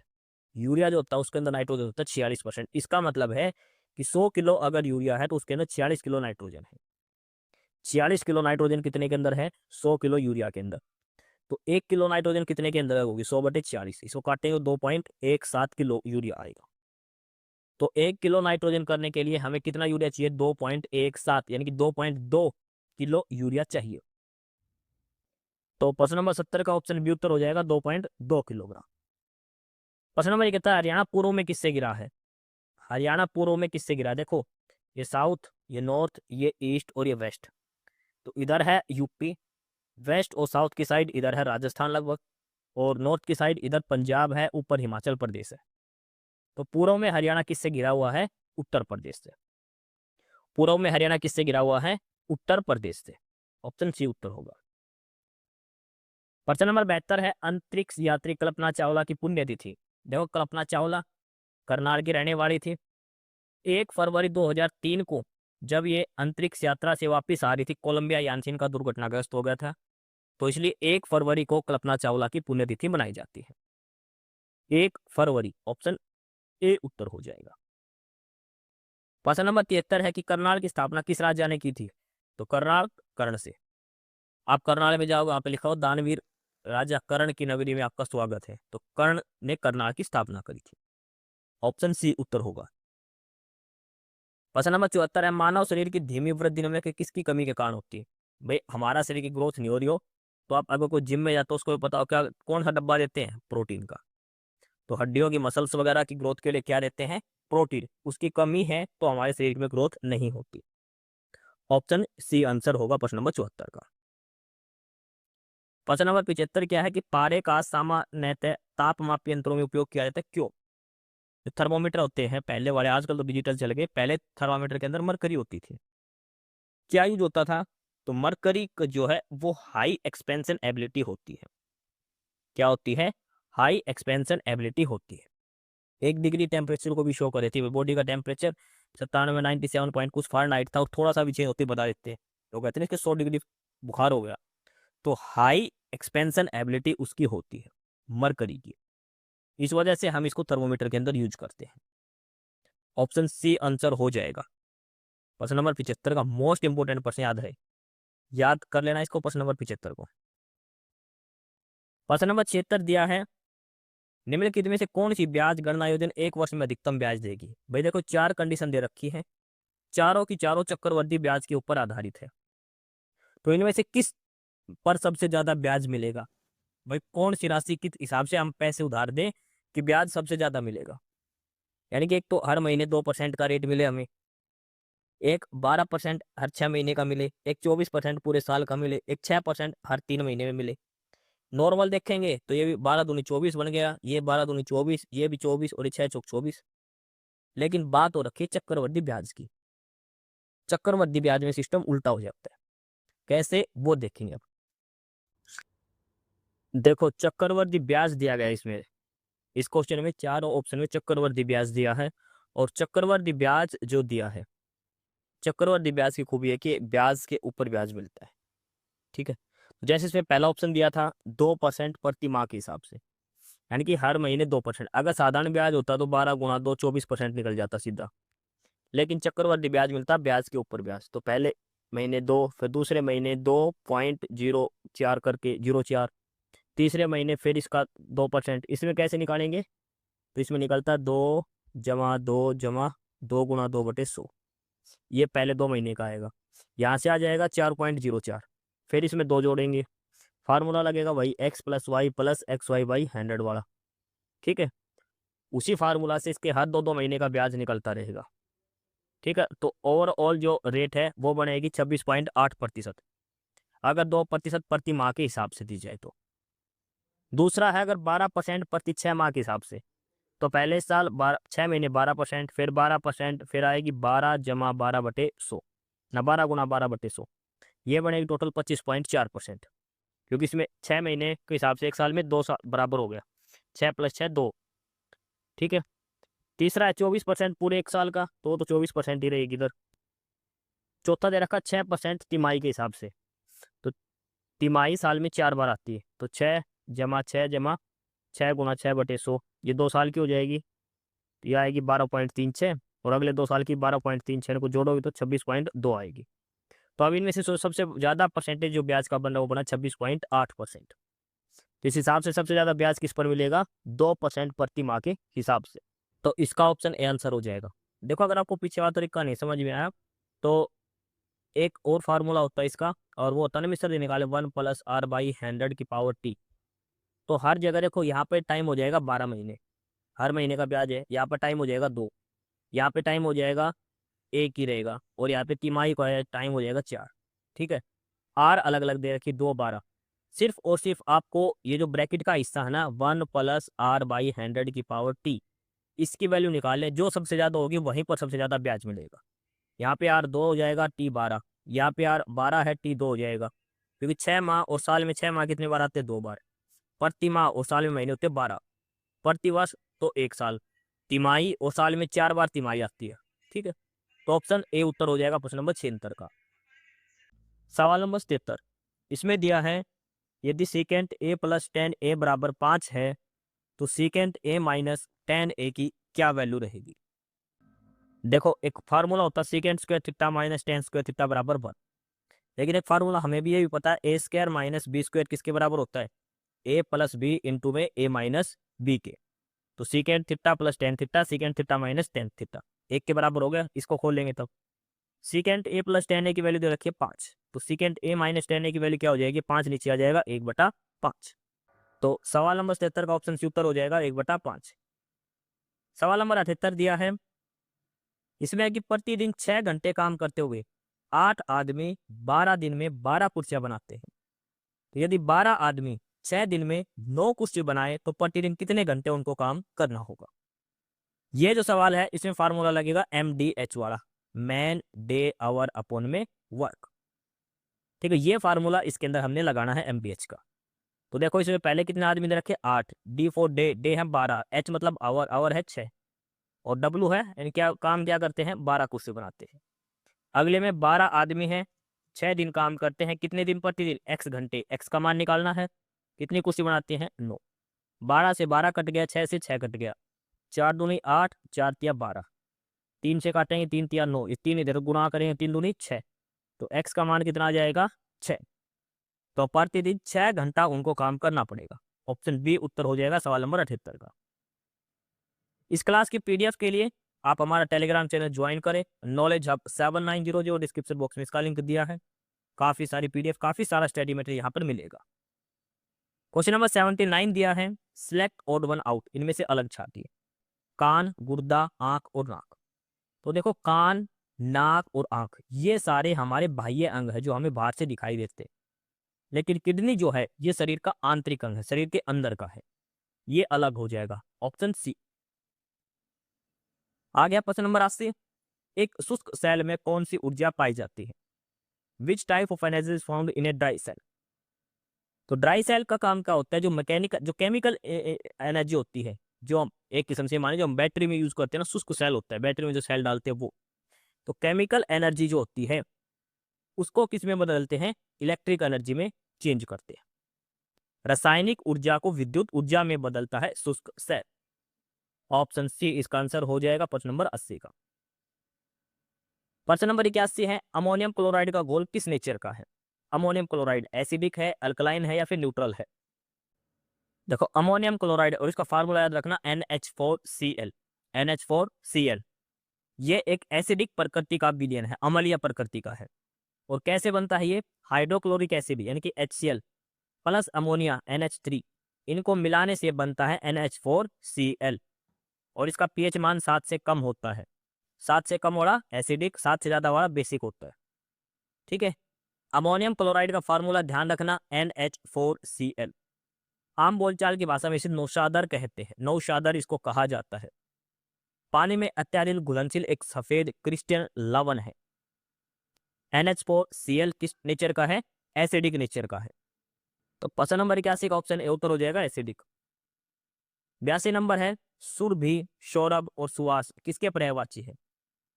सुरभि, सौरभ, सुवास ये है सुगंध के, खुशबू के, सुगंध बोलते हैं जो महक, उसके, ऑप्शन बी आंसर हो जाएगा। प्रश्न नंबर 83 में से कौन सा फल एक नट है, कोकोनट, सुपारी, मूंगफली या फिर लीची। तो देखो इनके पीछे नट है ना, ये मत लगा देना, ध्यान से आंसर देखना इसका। तो इसका सही उत्तर आएगा लीची। लीची वनस्पतिक रूप से एक बीज वाला मेवा माना जाता है। ठीक है, इसके खाने योग्य भाग बीज के चारों मौजूद मांसल आवरण होता है। उसका नारियल ये एक गुठलीदार फल होता है। इस प्रकार का गुद्देदार फल जैसे आड़ू होता है, इसमें बीज की रक्षा के लिए एक पथरीली परत होती है बाहर की। सुपारी, यह सुपारी के पेड़ के फल का बीज है, इसलिए असली मेवे की बजाय इसे बेर कहा जाता है। ये असली मेवा नहीं है, बेर होता है ये सुपारी भी। मूंगफली, मूंगफली वास्तव में एक मेवा नहीं है, ये एक फली के रूप में काम करता है। इसमें से जो हमारा पूछे इनमें से नट क्या है, मतलब मेवा क्या है, तो मूंगफली भी नहीं है, सुपारी भी नहीं है, नारियल भी नहीं है, सही आंसर आएगा लीची। तो प्रश्न नंबर 83 का ऑप्शन बी उत्तर हो जाएगा लीची। 84 है, इसका इनडायरेक्ट स्पीच करना है, नरेशन का क्वेश्चन है। The teacher said to his student, did you not like my story yesterday. तो देखो यस्टरडे दे दिया तो इसका तो क्या आएगा डे बिफोर। ठीक है, तो डे बिफोर इन 3 ऑप्शन में दे रखा है, ऑप्शन ए कट जाएगा। डिड दे रखा है पास्ट इंडेफिनेट, तो किस में चेंज हो जाएगा ये, पास्ट कॉन्टिन्यूस के अंदर। ठीक है, सॉरी पास्ट परफेक्ट में चला जाएगा ये। और द टीचर सेड टू का मतलब आएगा asked. The teacher asked his student if, देखो ऑप्शन ए तो कट लिया था। The teacher asked his students if they didn't like the story the day before, that they didn't had not, they have not. तो इसमें क्या option आएगा, देखो ये पास्ट की बात हो रखी है तो यहाँ पे हैव तो आने से रहा, पास्ट की बात हो रही तो हैव नहीं आएगा, डिड है तो डिड नहीं आएगा, यहाँ आएगा had not. Option C answer हो जाएगा इसका क्वेश्चन नंबर 84 का। क्वेश्चन नंबर 85 है कि किस सुल्तान ने अपनी राजधानी दिल्ली से आगरा स्थानांतरित करी थी? कौन सा ऐसा सुल्तान है जो अपनी राजधानी दिल्ली से आगरा स्थापित करी थी? तो इसमें दिया है दिल्ली सल्तनत की राजधानी को दिल्ली से आगरा ये करी थी सिकंदर लोदी ने। जो दिल्ली सल्तनत राजधानी दिल्ली होती थी उसको दिल्ली से आगरा लेके गया था कौन? सिकंदर लोदी। सिकंदर लोदी ने 1504 में आगरा शहर की स्थापना करी थी। 1504 में इसने आगरा बसाया था और 1506 में ये दिल्ली से आगरा अपनी राजधानी ले गया ताकि अपने साम्राज्य पर बेहतर तरीके से नियंत्रण रख सके। तो प्रश्न नंबर 85 का ऑप्शन सी उत्तर हो जाएगा सिकंदर लोदी। प्रश्न नंबर 86 दिया है प्रज्ञा में क्या उपसर्ग है? तो उपसर्ग क्या आएगा इसमें? प्र। प्रज्ञा में कौन सा उपसर्ग है? प्र। अगला 39वां अंतरराष्ट्रीय सूरज कुंड मेला, देखो मोस्ट इंपोर्टेंट है ये सूरज कुंड मेले का। सूरज कुंड मेला और ये गीता महोत्सव यहाँ से प्रश्न जरूर आएगा, ठीक है। इसका थीम कंट्री कौन था? अब की बार इजिप्ट था। थीम स्टेट दो बनाए गए थे, दोनों ध्यान रखने आपको पिछले वाली क्लास में बताए थे, एक मेघालय था दूसरा कौन सा आपको ध्यान रखना है। अब इसमें पूछा उसका उद्घाटन किसने करा था? तो वो थे CP Radhakrishnan. Option B answer हो जाए भारत के उपराष्ट्रपति। प्रश्न नंबर 88 दिया है रवि 150 रुपए के हिसाब से 5 पेन खरीदता है, यानी कि एक पेन 150 रुपए का, तो 5 पेन खरीदे उसने। 110 रुपए प्रत्येक के हिसाब से 2 पेंसिल खरीद, 100 रुपए प्रत्येक के हिसाब से 2 पेंसिल, यानी कि एक पेंसिल 100 रुपए की पड़ी है उसकी। और 250 रुपए प्रत्येक के हिसाब से 3 नोटबुक खरीदा, यानी कि 3 नोटबुक, यानी कि एक नोटबुक 250 रुपए की पड़ी है उसके। ये प्रत्येक चीज का आइटम है। एक पेन का रुपए है 150 रेट, एक पेंसिल 100 रुपए की है, एक नोटबुक 250 रुपए की। तो इस हिसाब से 5 पेन खरीदे, 2 पेंसिल और 3 नोटबुक खरीदी। तो उस वस्तु का औसत खर्च, एवरेज खर्च बताओ भाई, एक वस्तु कितने की पड़ी ये बताना है। एवरेज खर्च बताना है, टोटल नहीं बताना, एवरेज बताना है। तो देखो सबसे पहले उसने टोटल आइटम कितने खरीदे? 5 पेन, 2 पेंसिल, 3 नोटबुक, 5 3 8 2 10 आइटम उसने खरीदे थे। अब टोटल खर्चा अब निकाल ले कितना। एक पेन 150 के हिसाब से 5 पेन पड़े 750 की, एक पेंसिल 100 रुपए के हिसाब से 2 पेंसिल पड़ी 200 की, एक नोटबुक 250 रुपए के हिसाब से 3 नोटबुक कितने की पड़ी? 750 की। 750 प्लस 200 प्लस 750, 1500 प्लस 2 1700 रुपए की पड़ी। सारा खर्चा 1700 हुआ और आइटम खरीदे थे 10। तो एवरेज क्या होती है? टोटल खर्चा बटे टोटल आइटम। तो 1700 बटे 10 करें कितना आएगा? 170। तो प्रत्येक आइटम का जो एवरेज खर्च है एक वस्तु पर वो 170 रुपए का है। औसत खर्च एक वस्तु पर 170 रुपए है। क्वेश्चन नंबर 88 का ऑप्शन डी उत्तर हो जाएगा 170 रुपए। 89 का sound waves in air are. Sound wave in air ये होती है longitudinal mechanical waves. Longitudinal mechanical waves, अनुदैर्घ्य यांत्रिक किरणें इनको बोलते हैं, ठीक है। वायु में जो साउंड वेव्स होती हैं वो होती है longitudinal mechanical waves. Option B answer हो जाएगा क्वेश्चन नंबर 89 का। प्रश्न नंबर 90 काफी इंपॉर्टेंट है, वाक्यांश के लिए एक शब्द बनाना है। इसमें देखिए विशेष शासकीय पत्र जिसमें किसी व्यक्ति का उज्जवल पक्ष प्रतिपादित किया गया हो, सरकारी पत्र, गवर्नमेंट, तो वो होता है श्वेत पत्र। क्या कहते हैं इसको? श्वेत पत्र कहा जाता है। ऑप्शन सी उत्तर हो जाएगा। प्रश्न नंबर 91 है अनंगपुर बांध किस जिले में है? अनंगपुर बांध, और यह है फरीदाबाद के अंदर। और इस बांध का दूसरा नाम क्या है? ग्रेविटी बांध भी इसको कहा जाता है, ग्रेविटी डैम भी इसको कहा जाता है। अनंगपुर बांध को फरीदाबाद के अंदर है। ऑप्शन ए उत्तर हो जाएगा प्रश्न नंबर 91 का। प्रश्न नंबर 92 है, ये एक वर्ड दिया है welcome. Friends are always welcome guest. तो वेलकम का एंटोनियम बताना है आपको। वेलकम होता है स्वागत करना, एक्सेप्ट करना, तो इसका एंटोनियम क्या हो जाएगा? अनएक्सेप्टेबल, अस्वीकार करना। ऑप्शन सी उत्तर हो जाएगा। प्रश्न नंबर 93, हरियाणा में किस फसल की खेती सबसे अधिक होती है? हरियाणा में सबसे अधिक कौन सी सब्जी होती है? सब्जी कौन सी सब्जी सबसे ज्यादा होती है हरियाणा में? तो होती है आलू की, आलू। ऑप्शन ए उत्तर हो जाएगा। इस क्लास की पीडीएफ के लिए आप हमारे टेलीग्राम चैनल ज्वाइन करें, नॉलेज हब 7900, डिस्क्रिप्शन बॉक्स में लिंक दिया है। देखो थोड़ी क्लास फास्ट हो सकती है, लास्ट के 5-4 क्वेश्चन बच गए, क्लास काफी लंबी हो चुकी है, इस वजह से फटाफट करवाए जा रहे हैं। अगला प्रश्न है कि पत्रकारिता में उत्कृष्टता के लिए 19वें रामनाथ गोयनका पुरस्कार 2025 के विजेताओं को किसने प्रदान किए? जो पत्रकारिता के क्षेत्र में एक पुरस्कार मिलता है रामनाथ गोयनका अवार्ड, किनको मिलता है? एक्सीलेंस इन जर्नलिज्म, पत्रकार वालों को। तो अब ये दिए गए थे फरवरी 2025 के अंदर 19वें नंबर के। तो किसने दिए थे? पत्रकारिता में उत्कृष्टता के लिए 19वीं रामनाथ गोयन का पुरस्कार 2025 के विजेता को भारत के राष्ट्रपति श्रीमती द्रौपदी मुर्मू ने प्रदान की। किन्होंने दिए थे? भारत के राष्ट्रपति ने दिए थे। यह 19 मार्च 2025 को नई दिल्ली में आयोजित किया गया था। कब हुआ था? 19 मार्च 2025 को। इस अवसर पर इंडियन एक्सप्रेस समूह द्वारा आयोजित इस कार्यक्रम में 20 विभिन्न श्रेणियों में कुल 27 पत्रकारों को सम्मानित किया गया था। 27 पत्रकारों को अवार्ड दिया गया था 20 अलग अलग श्रेणियों के अंदर। किसने आयोजित किया था? ये इंडियन एक्सप्रेस ने। चीफ गेस्ट था भारत की राष्ट्रपति श्रीमती द्रौपदी मुर्मू। नई दिल्ली में आयोजित हुआ था 19 मार्च 2025 को। तो प्रश्न नंबर 94 का ऑप्शन ए उत्तर हो जाएगा राष्ट्रपति द्रौपदी मुर्मू। 95 है बर्न द मिडनाइट ऑयल। इस इडियम का मतलब बताओ। बर्न द मिडनाइट ऑयल का मतलब है रात को जाग के पढ़ना। Staying awake at night for studying, reading और वर्किंग। देर रात तक पढ़ना, देर रात तक मेहनत करना। ऑप्शन डी उत्तर हो जाएगा प्रश्न नंबर 95 का। क्वेश्चन नंबर 96, और इसको अगर हम पढ़ें तो इसमें दिया है कि 6 दोस्त हैं, ठीक है। सभी के नाम दे रखे, मैदान में बैठे हैं। इसमें से 2 हैं जो ग्रीन हाउस से हैं, बाकी रेड हाउस से हैं। 2 है लड़के लंबी हैं, बाकी छोटे हैं। 3 है इन्होंने साड़ी पहन रखी है, बाकी सबने फ्रॉक पहन रखी है। हमसे पूछा कि सब इनमें लंबी कौन है जो रेड हाउस से लेकिन साड़ी नहीं पहन रखी है। तो इस क्वेश्चन को देखो कैसे सोल्व करना है। ये इंग्लिश में है, अगर आप इंग्लिश में पढ़ना चाहो तो इंग्लिश में पढ़ सकते हो यहाँ से। अब इसमें देखते क्या करना है। देखो 6 दोस्त हैं, ठीक है। अनिता और पुनीता ग्रीन हाउस से है, तो अनिता और पुनीता ये दोनों है ग्रीन हाउस से। अनिता और पुनीता जो है ये दोनों ग्रीन हाउस से हैं, तो हमने इन दोनों को कर दिया ग्रीन बॉक्स के अंदर बंद। बाकी सारी किससे हैं? रेड हाउस से हैं, तो ये बाकी सारे हो गए रेड हाउस के 4 के 4, ठीक है। ये 4 रेड हाउस के हो गए, 2 ग्रीन हाउस के हो गए। आगे है कि दीप्ति और वाणी लंबी है, तो लंबी के लिए एल लिख दिया। किस पर? दीप्ति पर और वाणी पर। वाणी भी लंबी है और दीप्ति भी लंबी है, ठीक है। ये दीप्ति पे है, दीप्ति और वाणी दोनों लंबी है, बाकी छोटी है, ठीक है। अनिता, चित्रा और दीप्ति ने साड़ी पहन रखी है। अनिता ने भी साड़ी पहन रखी है, चित्रा इसने भी साड़ी पहन रखी है, दीप्ति इसने भी साड़ी पहन रखी है।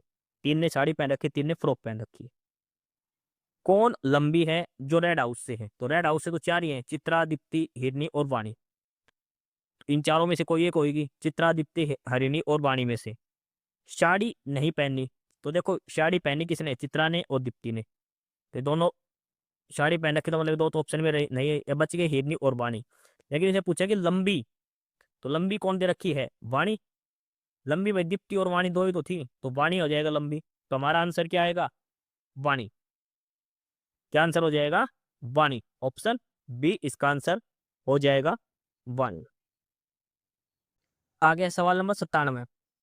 इसमें दिया है कि कपिला ने 320 रुपए प्रति फ्रॉक की दर से 100 फ्रॉक खरीदे, यानी कि एक फ्रॉक कितने रुपए की पड़ी? 320 रुपए की। उसका परिवहन शुल्क 1000 रुपए था, 1000 रुपए उसके गाड़ी का किराया लग गया, और एक फ्रॉक के ऊपर 150 रुपया, 1 रुपया 50, 1.5 रुपया उसने टैक्स दिया। 1 रुपया 50 पैसा, यानी कि 1.5 रुपया उसने टैक्स दिया हर एक फ्रॉक पर। और लेबर लगी थी 500 रुपए की, जो दिहाड़ी मजदूरी लगी थी वो 500 रुपए की लगी थी। इसके बाद भी अगर वो 10% लाभ कमाना चाहते हैं सारे बेचने पर, तो ये तो कि एक फ्रॉक कितने रुपए में बेचेगी? 100 फ्रॉक खरीदी थी, एक फ्रॉक 320 में खरीदी थी, लेकिन उसके बाद उसका 1000 रुपए तो वही गाड़ी का किराया लग गया, 1.5 रुपया उस पर टैक्स लग गया, एक फ्रॉक के ऊपर 1.5 रुपया, 500 रुपया मजदूर ले गया। इसके बाद भी वो कह रही मैं 10% लाभ कमाना चाहती हूँ, तो एक फ्रॉक को कितने रुपए में बेचेगी? एक फ्रॉक का रेट पूछा है इसने। तो देखो 320 रुपये एक फ्रॉक का रेट था, तो 100 फ्रॉक खरीदी 32,000 में। देखो अब एक का मत निकाल लेना। लास्ट में विक्रय मूल्य एक फ्रॉक का पूछा, लेकिन उसमें ट्रांसपोर्ट कॉस्ट जुड़ेगी, लेबर जुड़ेगी, वो 100 फ्रॉक के ऊपर जुड़ेगी, एक पर नहीं जुड़ेगी। तो देखो ये 100 फ्रॉक कितने के आगे 32,000 की पड़ गई, लेकिन उसका एक्स्ट्रा पैसा भी तो लगा है, 1000 रुपये गाड़ी का लग गया। एक फ्रॉक पर 1.5 रुपये का टैक्स लगा, तो 100 फ्रॉक पर कितना लगेगा? 1.5 गुना में 100 करें तो 150 रुपये। साथ में 500 रुपये उसको लेबर ने ले लिए, तो कितना रुपए एक्स्ट्रा और लग गए उसके? 100 प्लस 150 प्लस 500 यानी कि 1650 एक्स्ट्रा लग गए। तो टोटल कितना खर्चा हो गया? 32,000 की फ्रॉक आई थी, 1650 एक्स्ट्रा, टोटल हो गए 33,650। अब 33 ये मान के चलो कि उसने 33,650 के आइटम खरीद लिए, ठीक है। अब इनको 10% लाभ पर बेचना है, तो 10% लाभ पर कितने में बिकेगी? तो क्रय मूल्य गुणा में 10% का मतलब होता है कितना? 110 बटे में 100। ठीक है। कॉस्ट प्राइस का 110/100 करेंगे तो 33,650 का 110/100 करेंगे, कितना आएगा? 37,015 रुपया। 37,015 रुपया। ये आ गया 100 फ्रॉक का विक्रय मूल्य। हमसे एक फ्रॉक का विक्रय मूल्य पूछा है, तो 37,015 को 100 से भाग दे देंगे तो एक फ्रॉक का विक्रय मूल्य आएगा 370 रुपया 15 पैसा। ये सवाल था सारा। तो प्रश्न नंबर 97 का ऑप्शन सी उत्तर हो जाएगा 370 रुपया 15 पैसा। प्रश्न नंबर 98 दिया है, विकल्प का चयन कीजिए। जैसे 19 का 57 से, तो 19 का 57 से क्या संबंध है? 19 तिया 57, 17 तिया 51, 23 तिया 69, 31 तिया 93, तो 29 तिया 87, तो ऑप्शन ए उत्तर हो जाएगा। पहली संख्या का 3 गुणा दूसरी संख्या किस ऑप्शन में दी गई है वो करना था। 99 नंबर है, a place where criminal and those charged with crimes are kept. जो गुनहगार जहां रखते हैं वो होता प्रिजन, जेल में। जेल भी होता, प्रिजन भी होता, option C answer. Last question है, स्पृश्य शब्द के आगे विलोम बनाने के लिए किस उपसर्ग का प्रयोग करेंगे? तो स्पृश्य का विलोम क्या होता है? अस्पृश्य। स्पृश्य का विलोम होता है अस्पृश्य, तो आगे क्या लगाना पड़ेगा? ए उपसर्ग लगाना पड़ेगा। ऑप्शन सी उत्तर हो जाएगा। तो ये हमारा प्रैक्टिस सेट नंबर 10 था हरियाणा ग्रुप डी के लिए। 100 प्रश्न करे हैं, सभी का हमने डिटेल में सॉल्यूशन करा है 1 बाय 1 करके। इस क्लास की पीडीएफ के लिए आपको डिस्क्रिप्शन बॉक्स में टेलीग्राम चैनल का लिंक दिया है, नॉलेज हब 7900 करके।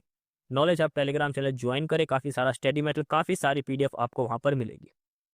अगले प्रैक्टिस सेट नंबर 11 के साथ मिलेंगे, ठीक है। तो यूट्यूब पर अगर आप नए हैं तो हमारा नॉलेज हब चैनल भी सब्सक्राइब जरूर कर लें। एस्पिरेंट्स, यही था आज की इस वीडियो में आपके लिए, ठीक है। और बाकी अगर कुछ नहीं समझ में आया या कुछ पूछना हो या फिर किसी स्पेसिफिक टॉपिक पे पूछना हो, वीडियो बनवानी हो, तो आप कमेंट बॉक्स में कमेंट कर सकते हैं, ठीक है। बाकी आप हमारा चैनल नॉलेज हब को सब्सक्राइब जरूर करें, अपने फ्रेंड्स को रिकमेंड करें और वीडियो को लाइक करें, शेयर करिए, जुड़े रहिए हमारे साथ। मिलते रहेंगे आपके साथ रोज़ रोज़ नए कंटेंट के साथ, नई अपडेट्स के साथ, ठीक है। और चैनल को शेयर जरूर करें अपने फ्रेंड्स के साथ। एक बार फिर से जो एस्पिरेंट्स, जो कैंडिडेट्स नए हैं, वो चैनल को सब्सक्राइब जरूर करें, अपने चैनल नॉलेज हब, ठीक है। मिलते हैं नई अपडेट्स के साथ, तब तक के लिए बाय।